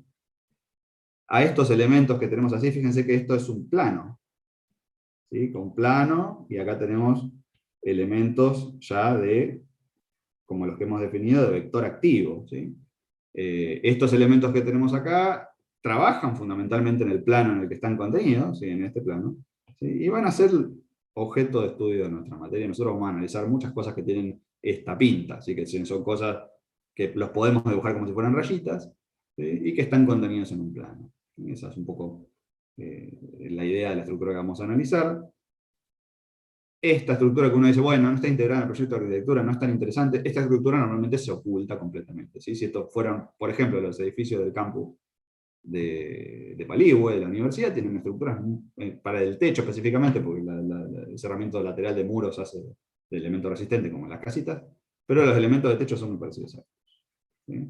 Si ustedes ven esas grandes aulas, por ejemplo el aula 19, que es la que solemos tener clase cuando estamos en la presencialidad, que tiene una capacidad para 200 personas, bueno, esa aula tiene estructuras encima que sostienen el techo y el cielo raso, que tienen una pinta parecida a esta que tenemos nosotros acá. Y por último, solamente para jugar con la complejidad y la dificultad, les pongo esto. Este es un edificio, estas son unas redes, lo de izquierda, de arriba que está acá son renders, y la parte de abajo, no sé si es un render o no lo alcanzo a distinguir. Pero estos edificios, estos no son solamente renders, edificios de este tipo existen, se materializan así como tal. Y fíjense acá qué importante resulta la estructura para el desarrollo del proyecto como tal, ¿no? Acá se genera un espacio como de triple altura que solamente puede ser sostenido por estos tremendos pórticos que nosotros tenemos acá.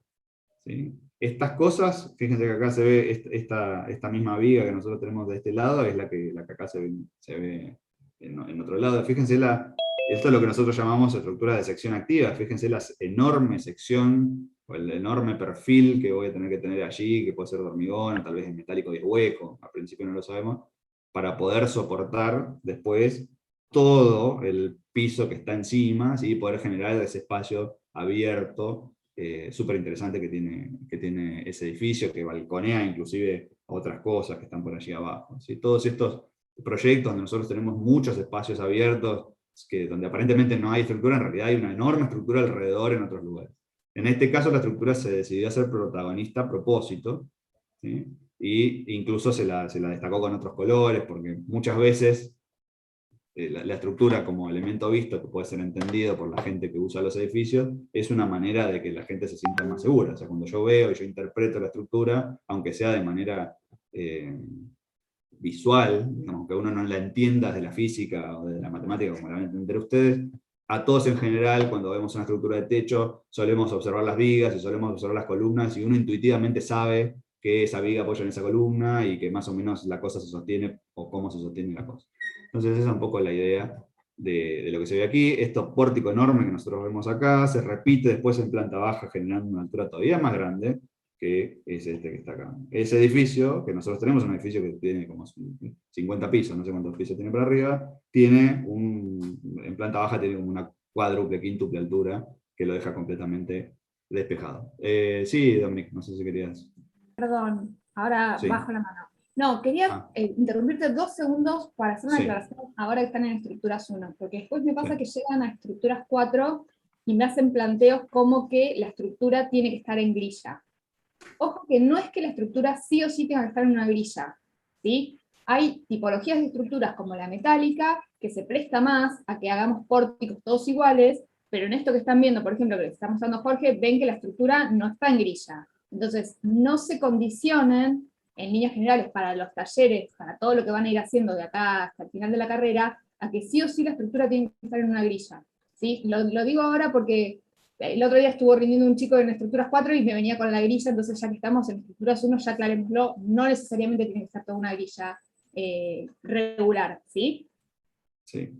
Esa es buena la aclaración. Nosotros en general intentamos que las cosas se repitan. De hecho, la imagen anterior era un pórtico que aparece repetido a distancias similares y demás.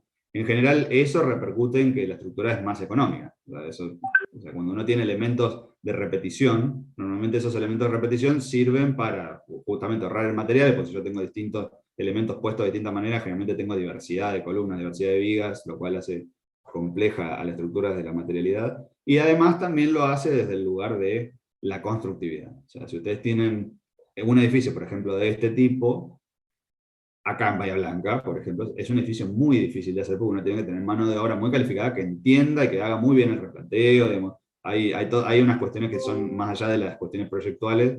Uno también tiene que evaluar en la escala de su proyecto hasta qué punto lo puede hacer. Si uno hace una casa extremadamente compleja para ser construida con una mano de obra normal, lo más probable es que después tengamos un montón de problemas porque la gente no te sabe ubicar la columna, las pone mal o no las entiende.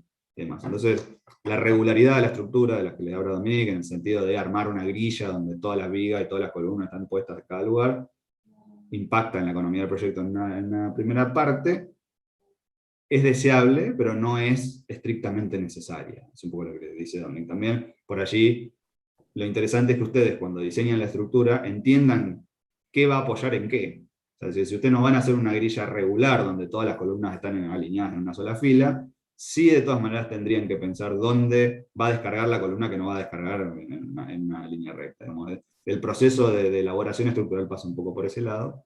De vuelta, cuando uno más sabe, más libre es después para diseñar. O sea, una vez se queda en la caja de, bueno, yo diseño esta cosa cuadradita donde cada columna pasa a cada lado, porque desconoce más allá. Entonces, sí, lo bueno es que ustedes traten de ampliar lo más posible este campo del conocimiento, porque les va a permitir después diseñar criteriosamente edificios, por ejemplo, como el que dice Dominique, que no necesariamente están todos alineados y todos pertenecen a una grilla cerrada y cuadradita, porque después nos echan la culpa a nosotros que los enseñamos a diseñar estructuras como las diseñamos, nos gustan a nosotros que son todas cuadraditas. Disculpen que se me cerró la imagen. Entonces, este es como el elemento de complejidad, digamos, que a lo que se puede llegar a apuntar desde lo estructural, y a mí me interesaba también porque esto es lo estructural y lo arquitectónico mezclados, ¿sí? Esos pórticos que están allí con las columnas inclinadas, que sostienen la viga central, son un recurso arquitectónico. Esto se hubiera podido resolver sin esas columnas inclinadas, pero son un recurso arquitectónico, le da prestancia, le da valor a ese elemento y resalta tal vez la enorme altura que tiene, y además sirven como una cuestión resistente. ¿Sí? Hacen el paquete completo. ¿Sí? Entonces la idea cuando ustedes trabajan en arquitectura es que sean capaces de producir este tipo de cosas, o sea, que puedan diseñar la estructura y que esa estructura sea útil para el proyecto que van a hacer. O sea, que no piensen que el proyecto no tiene estructura, porque eso no tiene ningún sentido. ¿Sí? Es un todo el proyecto. Es como pensar en una persona sin su esqueleto, digamos. Una persona sin su esqueleto es un montón de cosas tiradas ahí en costado que no puede hacer nada. Entonces, el proyecto de arquitectura y la estructura son un todo, son una misma cosa. Nosotros las estudiamos separadamente porque en el 2021 hay tanta diversidad en términos del diseño de arquitectura y el diseño de estructura y demás, que es necesario, se han separado como disciplinas, pero son un todo. O sea, entonces siempre tengan en cuenta que lo que vemos nosotros acá forma parte integral de lo que ustedes van a hacer. No es una cosa separada que se ocupa alguien más y demás. O sea, cuando alguien diseña un edificio lo tiene que diseñar desde el todo, independientemente de que después lo calcule o no lo calcule. ¿Sí? Pero el diseño tiene que ser pensado de manera integral. ¿Sí? Por ejemplo, pensar este edificio sin pensar en la estructura es un poco complicado, ¿no? Si uno quisiera ver qué quiso plantear el arquitecto no hubiera dejado toda esa planta vacía para que después alguien le ponga esas dos columnas inclinadas. ¿Sí? Esas son cosas que se incorporaron al proyecto de arquitectura desde un principio. ¿Sí? Lo mismo que esas dos enormes columnas que se ven por allá abajo y demás.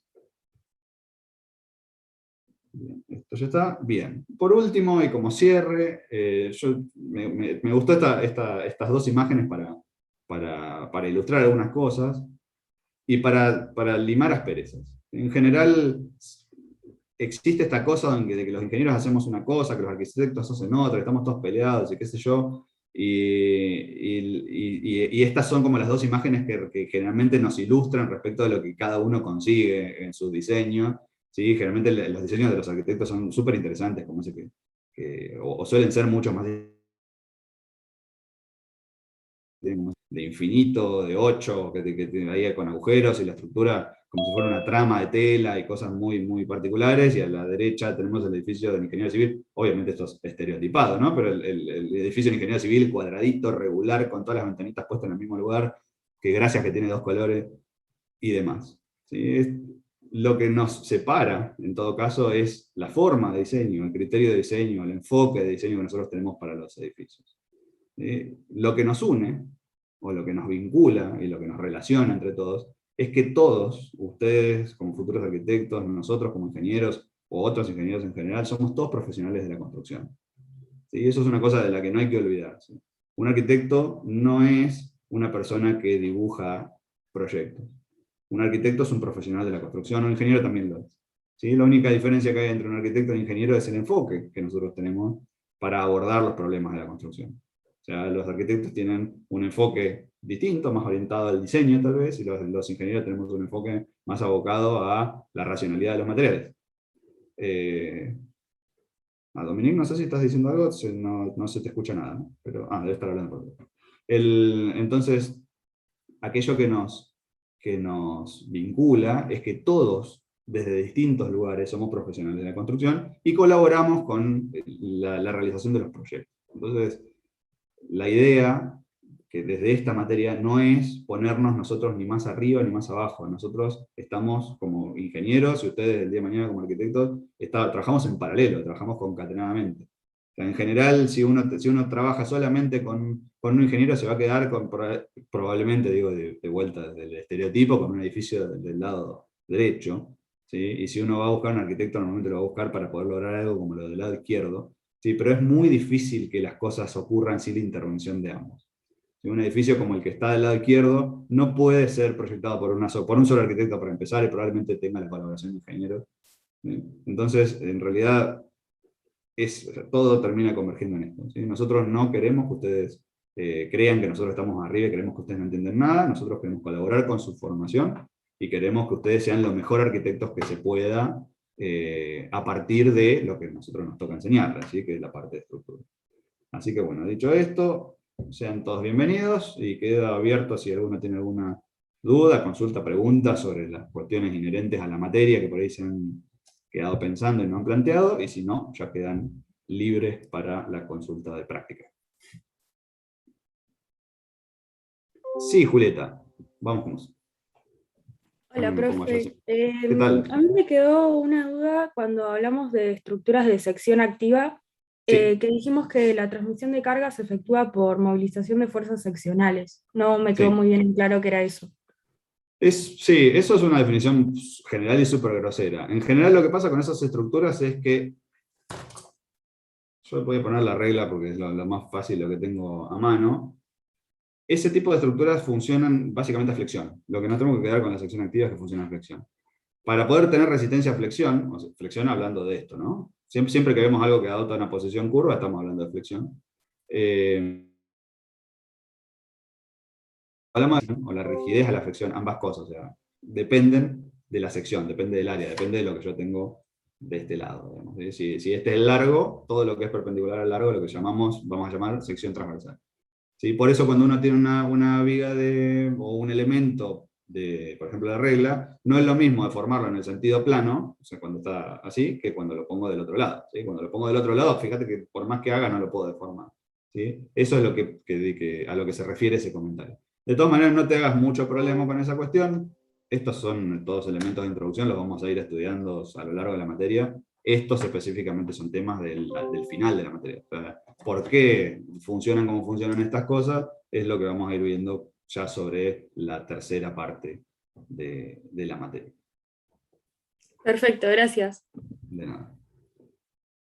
Bien, ¿alguna cuestión más? Esto no es para que se estudien estas transparencias, digamos, esta parte es meramente introductoria, como para charlar un poco, definir un poco el marco de la materia, qué tipo de estructuras hay, algún tipo de clasificación, así sin marco de referencia, digamos, nada más que eso. Bien. En general, bueno, de paso, antes de irme les cuento, la dinámica de las clases, como son un montón, ustedes, y en general, aunque no son un montón, a mí me gusta hacerlo así, es cuando la clase se van a dar clases de consulta. En las clases de consulta, la idea es que los que tengan dudas, los que quieran preguntar, levanten la mano como hizo Julieta. ¿Sí? Para levantar la mano se tienen que ir a la lista de participantes, que yo la tengo por lo menos del lado derecho, hay unos 3 puntitos, y por allí se puede poner levantar la mano. Si quieren, prueben, practiquen ahora a ver si lo encuentran para poder tenerlo fresco. La idea es que cuando tengan que cuando ingresemos a la clase de consulta, si han estudiado y tienen alguna consulta para hacer, ya empiecen levantando la mano. O sea, no esperen a que levante la mano algún otro compañero para darle dinámica a la clase. En el caso de Julieta, por ejemplo, ella levantó la mano, fíjense que Julieta tomó la palabra, lo discutimos 2 minutos y se resuelven las dudas. Si hace falta durante las clases, obviamente tendremos más lugar para esto. En general las clases yo las manejo de esa manera, levantando la mano, y les voy a dar la posibilidad de que las pongan por escrito en un sitio para poder mostrarles después las preguntas que pongan por escrito acá en la pantalla. Pero el poner por escrito las cosas un poco me quita esta posibilidad de conocerlos y de ver, digamos, cortar la barrera que genera la virtualidad. ¿Sí? Porque yo entiendo que por ahí muchos de ustedes son tímidos y como que no quieren por ahí llamarles mucho la atención y demás, pero la verdad es que transitar una materia que es cursada, o sea, porque nosotros tenemos sin mostrarle la cara a las personas que los estamos tratando de ayudar a que pasen y que adquieran las capacidades que tienen que ver con estos contenidos, no es muy lindo. En general, lo bueno sería que podamos tener, en la medida que la conexión nos acompañe, que podamos vernos un poco. O sea, van a tener la posibilidad de escribir sin mostrarse si quieren, pero lo ideal sería que cuando pregunten, por lo menos habiliten la cámara y vayan levantando la mano, así como hizo ahora Fátima, para ir preguntando. En general, a mí lo que me gusta en las clases de teoría, esperen a que uno pregunte para levantar la mano después, para aprovechar el tiempo. Tenemos 1 hora y media. Si siguen con este ritmo de conexión, que yo espero que lo hagan, de 250 personas, si cada uno espera 2-3 minutos para que el otro levante la mano, no nos va a alcanzar la hora y media que tenemos para cubrir el tiempo. Entonces lo bueno sería que todos los que tengan duda levanten la mano y vamos así sacándolos como pan caliente. Y además, si prenden la cámara, tenemos esta posibilidad de pregunta-respuesta que me parece mucho más interesante. Fátima, sí. Hoy habías dicho que íbamos a hacer grupos. Sí. y que todo el grupo se tiene que conectar a las clases. Sí. Por ejemplo, si una persona del grupo se conecta a menos del 85%, ¿los puntos se bajan para todos, o sea, para todos los del grupo, o es individual? No, la asistencia es individual, es como la promoción, digamos, la promoción no es grupal. ¿Sí? La asistencia la vamos a medir clase por clase, o sea, yo voy a ir tomando asistencia clase por clase, ¿sí? y la medida de asistencia va a ser la medida de todo. Las actividades grupales, que son, por ejemplo, las exposiciones, son obligatorias y tienen que venir todos a esa clase. Allí no pueden faltar, digamos, si faltan tienen que tener alguna causa justificada, como en el caso de un examen, por ejemplo. ¿Sí? Recuerden, las exposiciones grupales no tienen recuperación. Las entregas tampoco tienen recuperación, las entregas tienen una corrección, se la vamos a dar y ya. ¿Sí? Pero la asistencia a las exposiciones, por ejemplo, que creo que son dos, que tienen que ver con las entregas, son de asistencia obligatoria. ¿Sí? La asistencia diaria, digamos, que es la que colabora con la promoción, es personal. ¿Sí? Allí, si vos formas parte de un grupo y tu grupo no viene nunca a clase y vos sos la única que viene todos los días, bueno, vos sos la que va a tener su puntaje correspondiente a la promoción, a la asistencia o a la participación, si es que participas en clase. Listo, gracias. De nada. Sí, Dominique. Perdón, iba a agregar que así como Jorge toma asistencia a la teoría, yo tomo asistencia a las clases de consulta, o sea que la asistencia es a ambas clases, cuando gratuitas también yo voy a ir tomando asistencia. Y para que sepan que es tanto teoría como práctica. Sí, a ver, esto de la asistencia, de vuelta, no es un requerimiento para el cursado, porque nuestra universidad no tiene el régimen de asistencia obligatoria para que ustedes vengan, pero a nosotros nos pasa esta cuestión de que ya con los años que tenemos en la materia, lo que observamos es que aquellos que vienen mucho a clase, no es que el que viene a clase cursa siempre, pero aquellos que vienen a clase tienen una altísima probabilidad de cursar o de tener éxito. ¿Sí? Normalmente de los que vienen mucho a clase, el 80 al 85% les va bien en la materia.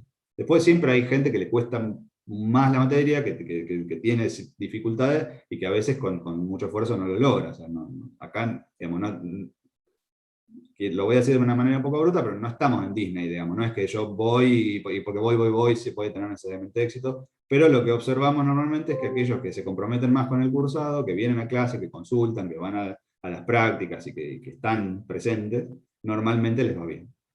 Esa es normalmente en un porcentaje alto. Entonces lo que queremos es incentivar eso, que ustedes tengan ganas de venir, un poco porque los puede acompañar a promocionar, y un poco porque nosotros sabemos que eso repercute positivamente en su desempeño en general. Entonces nos gusta eso, de que ustedes vengan. Nosotros en las clases, Dominica en sus clases de la parte práctica, yo en las clases de la parte de teoría, generalmente vamos dando puntas sobre lo que nos interesa, y después cuando vamos a tomar el examen vamos por ese lado. Entonces si ustedes no vienen, se pierden un poco esas cosas. O sea, como que estamos desfasados sobre lo que nosotros queremos y lo que ustedes creen que queremos, y en realidad la idea es estar todos de acuerdo y que les vaya bien. ¿Sí? Ese es el objetivo final. Sí, Baltasar, vamos con vos.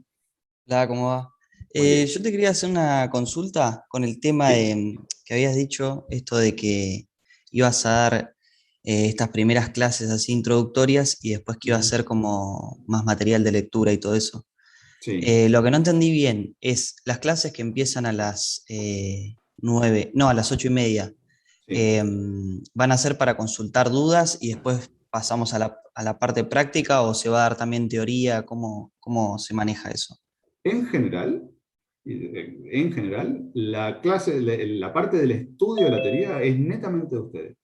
Yo eventualmente, en algún momento, sobre la base de lo que vaya surgiendo, de las dudas que vayan del estudio, voy a ir desarrollando la clase sobre si veo que hay alguna cosa que ha despertado particular dificultad durante el estudio, por ahí desarrollo una clasecita de 1 hora, 40 minutos, sobre ese tema específico que por allí lo han leído y varios encuentran como que no puedo pasar por acá, o yo a partir de las preguntas me doy cuenta que no está quedando muy claro y demás. Pero en general el ritmo de la clase y qué es lo que va a pasar en la clase, lo mandan ustedes. O sea, nosotros no vamos a tener, más allá del cronograma que ordena los temas, digamos, porque si no sería mucho lío, digamos. Más allá del cronograma que ordena los temas, ustedes son un poco los dueños de qué es lo que va a pasar en la clase. Si, por decir una tontería, ¿no? Nadie del curso estudia ninguno de los temas que ocurrían para la clase que está en curso, y probablemente no haya clase de teoría. ¿Sí? Eventualmente, qué sé yo, hay algunos temas particulares que suelen ser dificultosos, para los cuales yo prepararé alguna pequeña introducción, alguna cosa por el estilo. Pero en general, lo que nosotros esperamos es que ustedes tomen el material, que aparte lo hemos armado específicamente para que pueda ser usado de esa manera.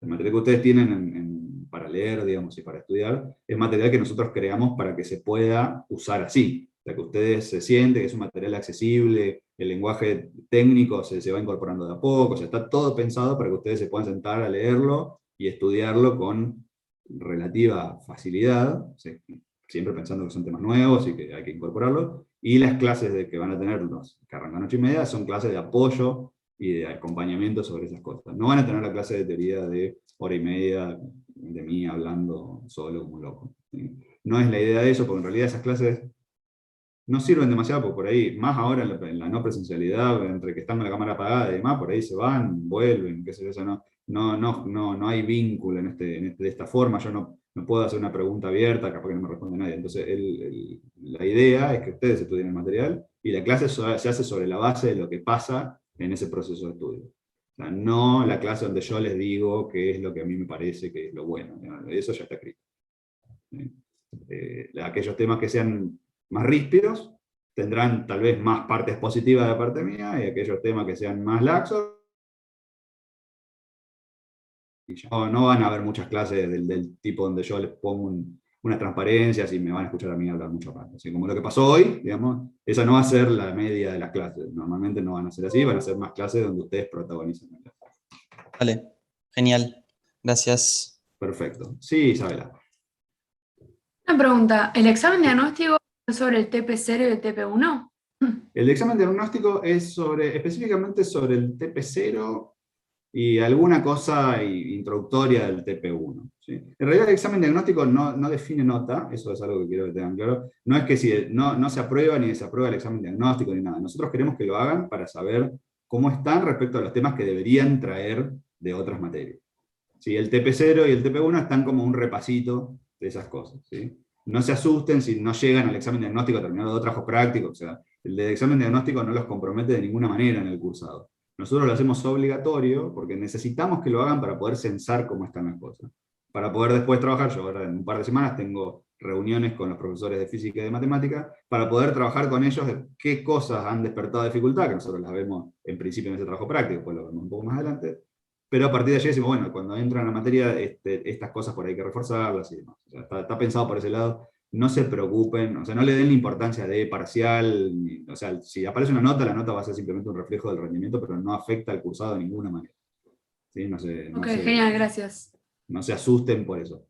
Sí, traten de hacer los trabajos prácticos y de consultar. ¿Por qué? Porque son cosas básicas que necesitamos. ¿No? Entonces, por allí, si ustedes dejan el trabajo práctico para consultar la semana que viene, el trabajo práctico 0, que ya estamos por el 1 al 2, y van a estar por allí atrasados en la parte de por cuestiones básicas de matemática que necesitamos por allí que sepan, ¿sí? O de física.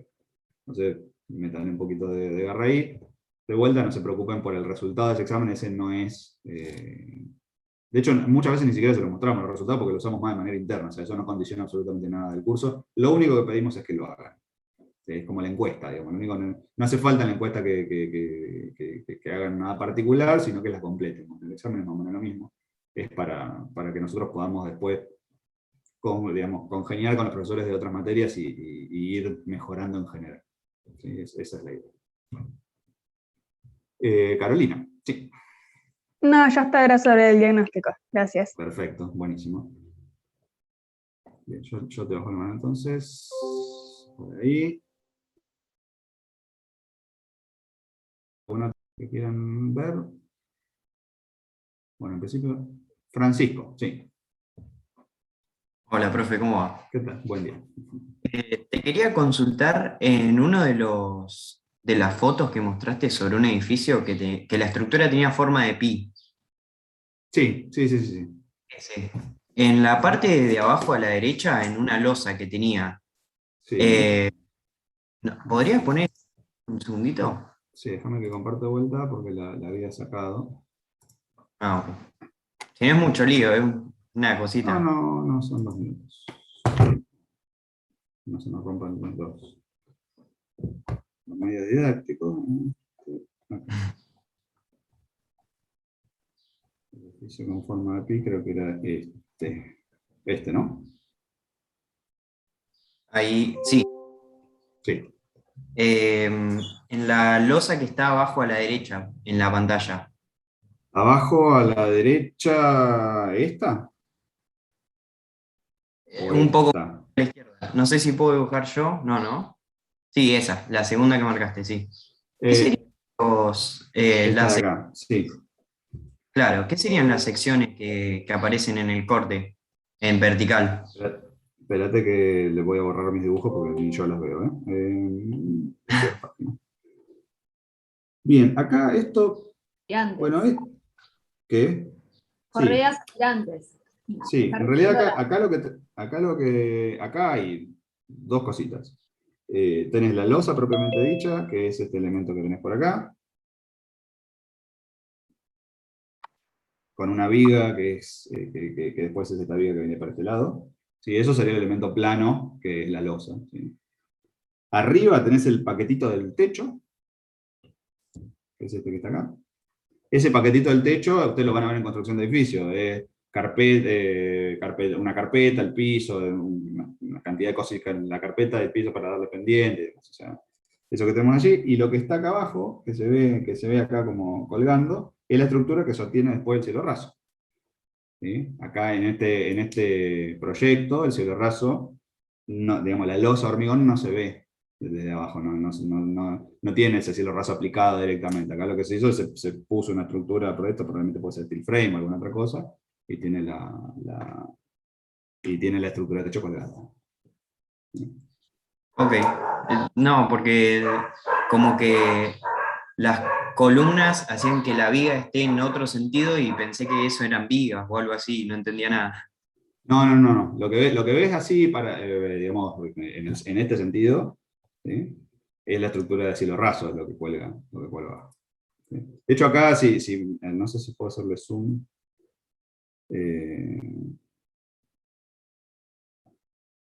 Capaz que puedo.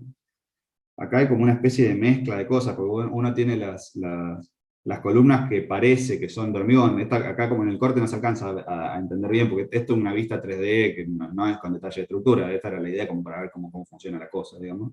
No es que sea estrictamente correcta. Acá tenemos estas columnas que en principio parecen de hormigón y se apoyan arriba de esta cosa que parece un perfil IPN que es metálico. Entonces da la sensación como si fueran las columnas de hormigón, un perfil metálico arriba de una losa. Eso no es muy común. Normalmente cuando uno hace las cosas, si haces columna de hormigón y losa de hormigón, la viga también es de hormigón, o sea, hace hormigón todo. Como para estos detalles así infinitos de este proyecto, yo no pongo las manos al fuego. La idea acá era más mostrarles cómo la estructura formaba parte de estas cosas. Ok. Bueno, gracias, profe. Bien, de nada.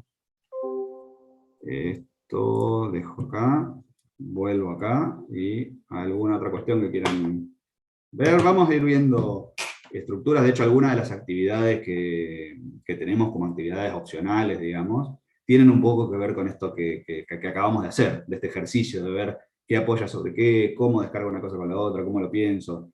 Eso, la idea de las actividades es ver, digamos, algunos conceptos de la materia, pero verlos también aplicados a este tipo de cuestiones. O sea, es justamente salirnos de la cosa teórica de que la resistencia es la inercia dividido el no sé cuánto, y que 4 o 5 parámetros, y verlo de forma más tangible. Digamos, ese es el objetivo de las actividades complementarias, digamos, las actividades que no son obligatorias.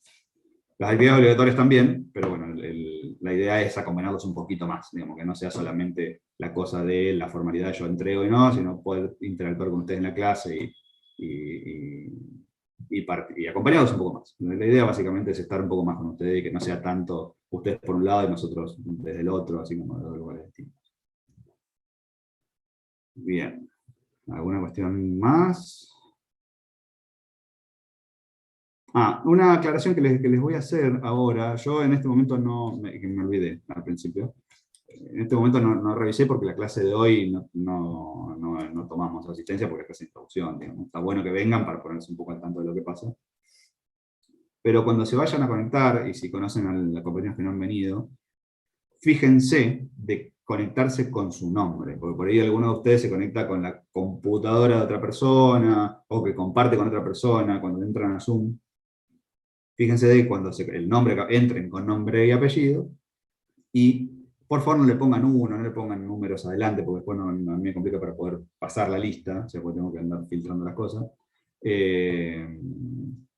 Si es posible, ingresen primero con el apellido y después con el nombre. Yo eso de último lo acomodo, pero es más cómodo si ustedes lo hacen de esa manera. Y fíjense, tengan especial cuidado de entrar con su propio nombre y con el nombre completo. ¿Por qué? Porque cuando vayamos a tomar lista, si ustedes entran con la computadora del primo, después nosotros nos va a figurar una persona, nosotros no sabemos la familia o los amigos de todos ustedes, entonces es muy difícil pasar las listas si no entran con sus datos personales. Entonces cuando vayan a ingresar, tengan este cuidado. Así le podemos pasar la lista y no tenemos problema después de que vos a esta clase no viniste, o sea, como la cantidad de asistencia que pedimos es mucha, el límite de no venir es poco. Entonces si de pronto hay alguna clase que no vienen porque que les ponemos que están ausentes, porque en realidad están conectados con la cuenta de otra persona y no tenemos manera de saber. Entonces, cuando se conecten, tengan este cuidado. Fíjense de entrar con el apellido y nombre y completo y que sea el de ustedes. ¿Sí? Porque por allí, a mí me ha pasado en otros cursos, que no le damos en cursos anteriores, que por ahí tomamos lista y me aparecen 4 o 5 nombres de personas que no conozco, que no son alumnos, que son alumnos que se han conectado con otra cuenta, pero el tema es que después no tenemos posibilidad de saber quiénes son. Entonces, cuando vayan a entrar, tengan ese cuidado. Si de paso, además, a mí también me sirve porque cuando hablan o piden, como vos ahora, Francisco, ya sé que sos Francisco y no que sos Pedro, digamos. Básicamente esa es la idea. Y ya nos vamos conociendo un poco mejor también. Así que bueno, dicho esto, yo ya los dejo, quedan con las personas de la práctica, para si han empezado a hacer el trabajo práctico 0, si tienen dudas con eso, si tienen dudas con el trabajo 1, si los han mirado y hay algún ejercicio que de pronto no saben muy bien cómo encarar o que no entienden qué es lo que hay, cualquiera de esas cosas son bienvenidas a este espacio. Por mi parte, yo los dejo y nos vemos el día lunes. Recuerden que el lunes es el día del examen diagnóstico. El examen diagnóstico lo vamos a hacer en horario de clase. Supongo que lo haremos en horario... Esto todavía no lo definimos todavía con la asistente, no sé si lo haremos en horario de práctica, o se lo dejaremos abierto un rato más tarde para que lo puedan hacer después, o porque lo hagan antes. Pero el día lunes específicamente va a ser el día del examen diagnóstico. El examen diagnóstico es obligatorio, entonces háganlo.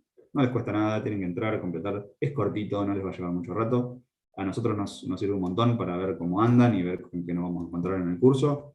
Y a ustedes les lleva 2 minutos, así que, y es obligatorio, así que lo tienen que hacer. Así que no se dejen estar. Si saben de alguien que no ha venido y que está en Bavia, avísenle. Por favor, acá estamos casi todos, pero acá nos faltan como 50 personas, más de 50, como 60 personas faltan. Por favor, si conocen a una persona que no ha venido, infórmenle que tiene que hacer el examen, porque después nos pasa que yo no sabía, que está escrito por todas partes, pero siempre sirve esto de hacerlo. Yo creo que le vamos a mandar un mensaje igual, pero bueno, siempre está el que no recibe el mensaje.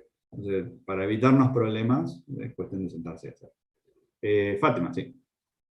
¿El diagnóstico va a ser de la misma forma como se va a hacer un parcial o va a ser como una actividad en clase? No, el diagnóstico es un cuestionario de Moodle directamente. O sea, vos entras a tener opciones para elegir, algunas para completar y nada más. O sea, es así. Los exámenes parciales van a tener tal vez algunas cosas para completar de esa misma manera. O sea, que ustedes entran y completan cosas y van a tener cosas que entregar por escrito.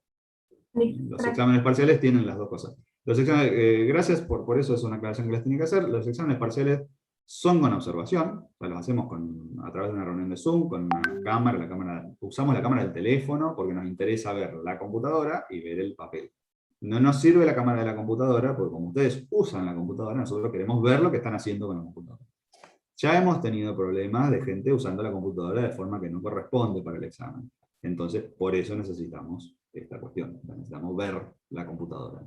No nos sirve solamente que ustedes... No nos interesa ver su cara mientras rinden. Lo que queremos ver es lo que están haciendo.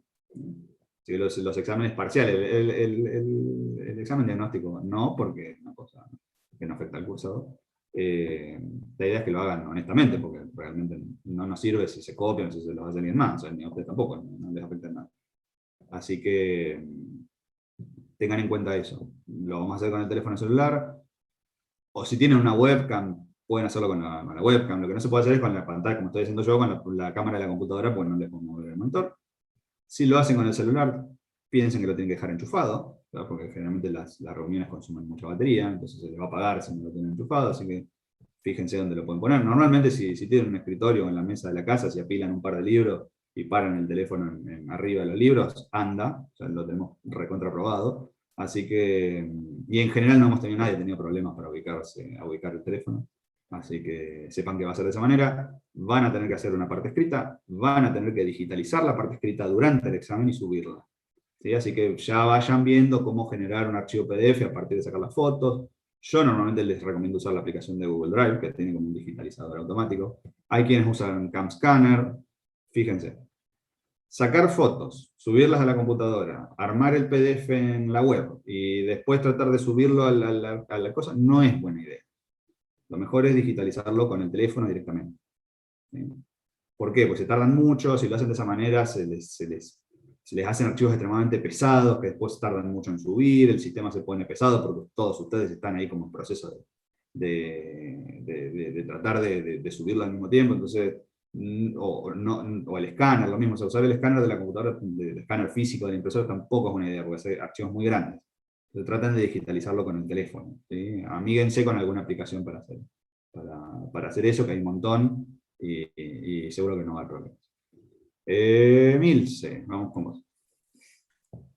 Hola, tal? mi pregunta era si en el examen diagnóstico íbamos a poder después ver los errores o algo para corregir, más que nada para no ocupar tiempo de la consulta en algo diagnóstico. Sí, supongo que le podemos mostrar en qué han ingresado bien y qué han ingresado mal. No tiene particular, creo que algunas cosas tienen retroalimentación, o sea, como que les diría cómo tenían que resolverlo. No estoy seguro que todos los ejercicios la tengan. A lo sumo podrán ver qué está bien y qué está mal. Y de última, en realidad, si hay alguna duda que tengan, yo prefiero que la pregunten. O sea, si ustedes miran el examen diagnóstico y calcularon mal la componente de un vector y no saben por qué, yo realmente prefiero que usen una consulta y pregunten por qué no está bien.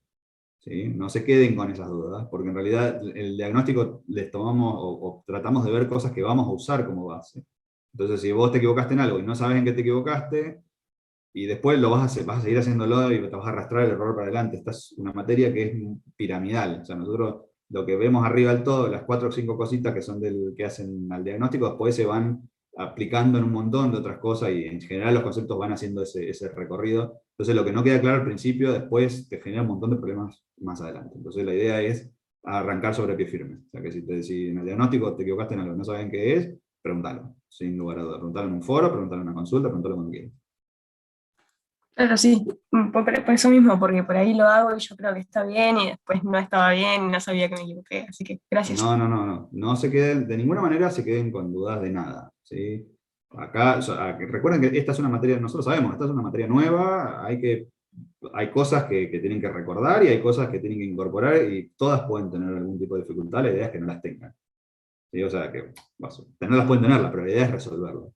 O sea, no es que ustedes de pronto se queden solos y decir, bueno, yo me equivoco siempre acá, no sé ni por qué lo hago mal y listo. O sea, de ninguna manera. O sea, la idea es que donde vayan teniendo dificultades, lo más pronto posible nos contacten, sea en las clases de consulta presencial, sea en los foros y trabajemos sobre eso para que eso se resuelva y puedan seguir lo mejor posible.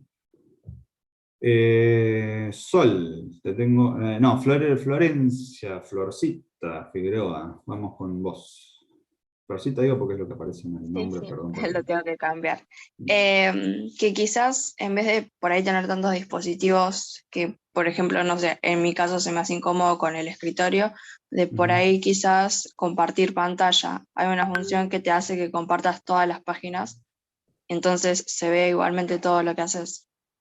Sí, eso es posible, pero el problema es que en realidad digamos, por ejemplo, yo estoy así. Si vos tuvieses que compartir pantalla, ya lo hemos probado eso. Si vos tenés que compartir pantalla, por ejemplo, la webcam y la otra pantalla, primero nosotros tenemos que mirar dos cosas tuyas, y segundo, en realidad tu espacio de trabajo lo tenés que tener apuntándolo como para abajo. O sea, es realmente complejo. O sea, con el tiempo, si te acomodás, seguro que algún ángulo encontrás para ubicar el teléfono y tener el teléfono y la computadora. No se necesita mucho lugar ni nada, es cuestión de darse un poco de mano. La pantalla de la cámara de la computadora no es muy cómoda para poder ver bien qué es lo que está pasando. Y realmente, en las circunstancias que estamos atravesando ahora, preferimos usar algún otro dispositivo y que se vean las dos cosas.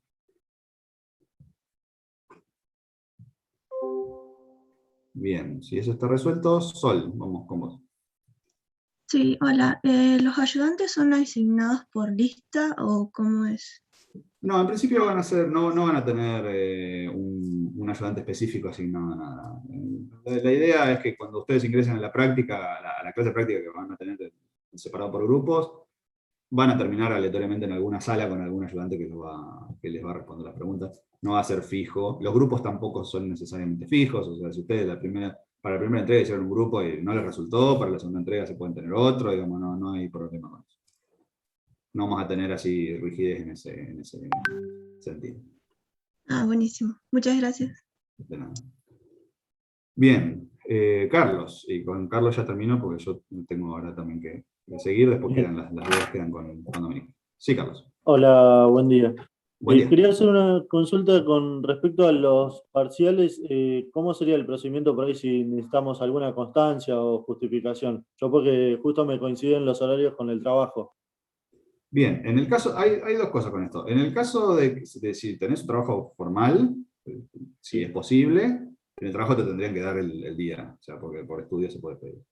Si Claro. no te lo dan, tenés que pedir que te hagan una constancia firmada del lugar de trabajo, de que ese día estabas desempeñando tareas, de tu supervisor, tu jefe, lo que sea, que certifique eso. Normalmente no. Nuestro reglamento universitario no contempla las actividades laborales como justificaciones de inasistencia.